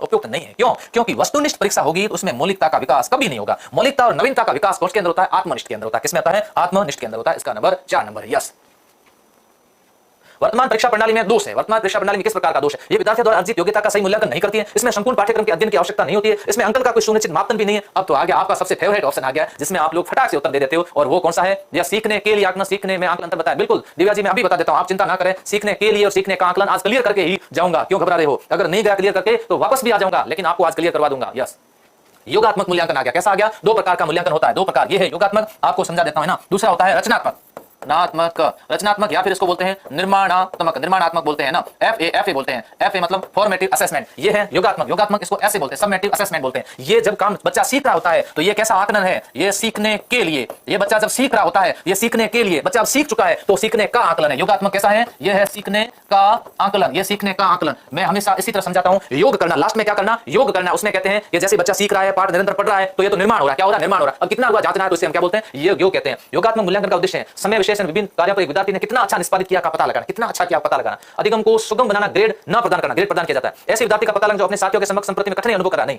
अगली इकाई का अनुसरण, यहां ये सबसे अच्छा समय विशेष विभिन्न कार्यों पर एक विद्यार्थी ने कितना अच्छा निष्पादित किया, इसका पता लगाना कौन सा है? योगात्मक है। सीखने का और सीखने के लिए क्लियर हो गया। मधु जी चौहान, सीखने का योगात्मक है। कौन सा योगात्मक है? जिसको ऐसे भी कह सकते हैं, सीखने के लिए, साथ साथ में चल रहे, साथ साथ में चल रहे। कैसा प्रश्न आएगा कि एक अध्यापिका अपने छात्रों को भ्रमण पर ले गई, भ्रमण पर ले गई, वापस आने पर अध्यापिका ने बच्चों से प्रश्न पूछे, ये सीखने के लिए है या सीखने का आकलन है? वापस आकर के प्रश्न पूछे, ये सीखने का है। और भ्रमण के अंदर जब भ्रमण हो रहा था, प्रश्न पूछे होते तो सीखने के लिए होता। क्या होता? सीखने के लिए होता। यह संदीप कुमार तारानगर से, संदीप जी स्वागत है आपका। निर्माणात्मक मूल्यांकन का उद्देश्य, ये निर्माणात्मक है, ये रचनात्मक है, ये एफ है। कौन सा है? एफ होता है। यस, यहाँ प्रगति पर गौर करना, उपचारात्मक अनुदेशन की योजना बनाना, विद्यार्थियों की समझ का पता लगाना, अध्यापक के उद्देश्यों की पूर्ति का पता नहीं लगाते, तो प्रगति पर गौर करना, उपचारात्मक अनुदेशन की योजना बनाना, इसके अंदर क्या क्या सुधार किया जाता है, वर्तमान में उनकी प्रगति कैसी चल रही है, उसको और सुधार करना, उसका क्या करना, उसका सुधार करना। लास्ट में अंत में योग किया जाता है। क्या किया जाता है? योग किया जाता है। इनमें से कौन सी विशेषता सामाजिक रूप से वंचित वर्ग के विद्यार्थियों की नहीं है? वंचित वर्ग के विद्यार्थियों की कौन सी नहीं? बालकों की देखभाल के अनुभव उन्हें स्कूल के लिए प्रभावशाली ढंग से तैयार नहीं करते, नियमित स्वास्थ्य संबंधी देखभाल नहीं होती, व्यापक एवं विविध अनुभव प्राप्त करने मौका नहीं मिलता। ये सब पिछड़े बालक होते हैं। कौन सा? जिनको मौका नहीं मिलता, ऐसे बच्चे जिनको अनुभव नहीं मिलता, विद्यालय में करने के लिए विपरीत नहीं किया जाता, लेकिन नियमित स्वास्थ्य संबंधी देखभाल इसके अंदर नहीं होती। इसका उत्तर होगा 2 नंबर। अगला सवाल, कहानी पाठ के संभाव्य पाठ का रूप। कहानी में क्या होता है? संवादात्मक पाठ होता है, गहन अध्ययनिष्ठ पाठ होता है, मौखिक कहानी और रचना पाठ होता है, उपयुक्त सभी। यस, कहानी में संवाद, गहन अध्ययनिष्ठ, मौखिक कहानी, रचना और उपयुक्त सभी होता है। आपके हिंदी में भी पूछा जा सकता है, संस्कृत में भी पूछा जा सकता है। किसके अंदर? संस्कृत में भी ये सवाल पूछे जा सकते हैं। अगला सवाल, व्याकरण शिक्षण की सरल, सबसे सरल व्याकरण के अंदर कौन सी है? सबसे सरल व्याकरण में आगमन। कौन सी है? आगमन को सबसे सरल मानी जाती है और इसको प्राचीन मानी जाती है। कौन सी? निगमन को प्राचीन। देखो कौन सी व्याकरण शिक्षण की सबसे प्राचीन विधि है? व्याकरण कौन सी आएगी? व्याकरण लैंग्वेज में कहीं पर भी आपके व्याकरण शब्द लिखा होता है, वहां प्राचीन पूछे, सबसे प्राचीन है कौन सी? निगमन सबसे प्राचीन मानी जाती है। निगमन सबसे प्राचीन। Yes yes yes. स्पष्टता, बिल्कुल स्पष्टता को 2 भागों में बांटा गया, प्रस्तावना और प्रस्तुतिकरण। फिर संबंध, बिल्कुल व्यवस्था, अनुशासन नहीं है। अनुशासन की जगह इन्होंने बताया था कौन सा? प्रयोग इसके अंदर शामिल है। यस, अगला सवाल ये लीजिए, निदानी तथा उपचारात्मक शिक्षण की प्रक्रिया कब तक चलती है? निदान का मतलब होता है कारणों को जानना, फिर कारणों को जानने के बाद उसका ट्रीटमेंट करना। क्या करना? ट्रीटमेंट। जब तक छात्र चाहे तब तक, जब तक अध्यापक चाहे तब तक, जब तक विद्यालय में समय मिले, जब तक छात्रों की कमजोरी दूर नहीं हो तब तक तो ट्रीटमेंट करना ही पड़ेगा। डॉक्टर के पास जाना ही पड़ेगा। डॉक्टर साहब आपने दवाई दी, लागू नहीं हुई, जब तक लागू नहीं होगी दवाई तब तक ट्रीटमेंट करवाना पड़ेगा। ट्रीटमेंट मतलब उपचार, और परीक्षण मतलब टेस्ट करवाना पड़ेगा, जिसको बोलते हैं निदान। जिसको क्या बोलते हैं? निदान बोलते हैं। Yes yes. अगला सवाल ये लीजिए, हर्बर्ट की पंचपदीय पाठ योजना की स्पष्टता वाले सोपान को प्रस्तावना और प्रस्तुतिकरण में बांटा। अभी मैंने बताया प्रस्तावना और प्रस्तुतिकरण में पहले को बांटा था। किसने बांटा था? तो 2 भागों में बांटने वाले थे। कौन थे? सलर थे, राइन थे, मॉरिसन थे या रुडोल्फ थे? तो ये कौन थे? सलर ने ऐसा काम किया। अरे भाई सलर, ये थे ऐसा कहीं क्यों टेलर, यानी ऐसा तुझे नहीं करना चाहिए था। हर्बर्ट की पंचपदीय पाठ योजना में उद्देश्य को जोड़ने वाले शिक्षा शास्त्री थे। जल्दी बताओ फटाफट। राइन है, बिल्कुल राइन सही है। राइन उत्तर कौन गलत कर सकता है? प्रस्तावना पूछे गए प्रश्न कैसे होने चाहिए, प्रस्तावना शुरुआत में जो प्रश्न पूछे जाते हैं प्रस्तावना आधारित प्रश्न है, कैसे होने चाहिए, पूर्व ज्ञान पर आधारित होने चाहिए। कई कह रहे सर प्रस्तावना प्रश्न विषय वस्तु जटिल, जटिल तो लास्ट प्रश्न होता है, सरल से कठिन क्यों चलता है, तो कैसे होने चाहिए, पूर्व ज्ञान पर आधारित प्रश्न होने चाहिए, पूर्व ज्ञान पर। रचनात्मक लेखन की कौन सी विद्या अर्थ ग्रहण करने के लिए सबसे अच्छी मानी जाती है, रचनात्मक लेखन में सबसे अर्थ ग्रहण मानी जाती है कौन सी, कहानी को सबसे अच्छा माना जाता है, सबसे अच्छा माना जाता है। हालांकि सुबह प्रातःकालीन आचार्य बीएल चौधरी सर क्लास लेते हैं आपकी संस्कृत की, वो बढ़िया तरीके से आपको समझा भी रहे हैं। भवानी सर ने भी हिंदी के बारे में खूब अच्छी तरह से आपको समझा भी रखा है। इसके अलावा हमारे पुष्कर सिंह राव जो अभी डॉक्टरेट की उपाधि धारण कर चुके हैं, उन्होंने भी खूब समझाया है। तो मुझे लगता है कि यूट्यूब पर वीडियो भी बहुत पड़े हैं, आपको सीखना चाहिए। गद्य शिक्षण की विधि कौन सी, अभिनय विधि, अर्थबोध विधि। देखो अर्थबोध विधि, इसके अलावा प्रश्नोत्तरी विधि, कैसी प्रश्नोत्तरी विधि, व्याख्यान विधि, अर्थबोध समझ विधि, ये सभी किसकी है, गद्य शिक्षण से संबंधित है। रूपरेखा शिक्षण पद्धति संबंधित है, कहानी शिक्षण से, नाटक शिक्षण से, पद्य शिक्षण से या फिर रचना से, तो ये किससे संबंधित है, रचना शिक्षण से संबंधित है। और बहुत आसान है, लैंग्वेज के ये सवाल आपके छूटने नहीं चाहिए, प्लीज ध्यान रखना। लैंग्वेज के ये सवाल आपको क्लियर करने हैं, अच्छे तरीके से क्लियर करने, अच्छे तरीके से। लीजिए अगला सवाल फिर आपके सामने आ चुका है, भाषाई कौशल का सही क्रम क्या है, ये मैं बता देता हूं। LSRW क्या है, LSRW भाषाई शिक्षण का सही क्रम है, जल्दी से बताओ। कठिन क्या है, सबसे कठिन है लिखना, सबसे कठिन इसके अंदर क्या होता है, लिखना होता है। भाषा सूत्र का मुख्य संदर्भ कहां है, माध्यमिक स्तर पर। त्रिभाषा, त्रिभाषा किससे, माध्यमिक स्तर पर है, उच्च स्तर पर है, पूर्व माध्यमिक स्तर पर है या उच्चतर माध्यमिक स्तर पर है। तो त्रिभाषा सूत्र का प्रमुख संदर्भ है कौन सा स्तर है, माध्यमिक स्तर पर है। कौन से स्तर पर, माध्यमिक स्तर पर है। बहुत बढ़िया बात है, अच्छा चल रहा है आप लोगों का, ऐसा ही प्यार स्नेह सब मिलता रहे। और यस यस, ये क्या कह रहे हैं, हेलो सर, यस यस। गद्य शिक्षण में सर्वाधिक महत्व किसका होता है, गद्य में। पद्य में देखो, पद्य में तो मौन होल्ड कर नहीं सकते, गद्य में चुपचाप पढ़ लो, बच्चों कहा जाता है ना बेटा पढ़ लो, कैसा पढ़ लो, मौन वाचन कर लो। कैसा वाचन, मौन वाचन करवाया जाता है गद्य के अंदर। और काव्य शिक्षण में किसका महत्व अधिकता, विचार संश्लेषण विधि, सस्वर वाचन, मौन वाचन या फिर आदर्श वाचन, किसका होता है, विचार संश्लेषण विधि होती है, सस्वर वाचन होता है, मौन वाचन होता है, आदर्श वाचन। जल्दी से उत्तर दीजिएगा, शुक्र है।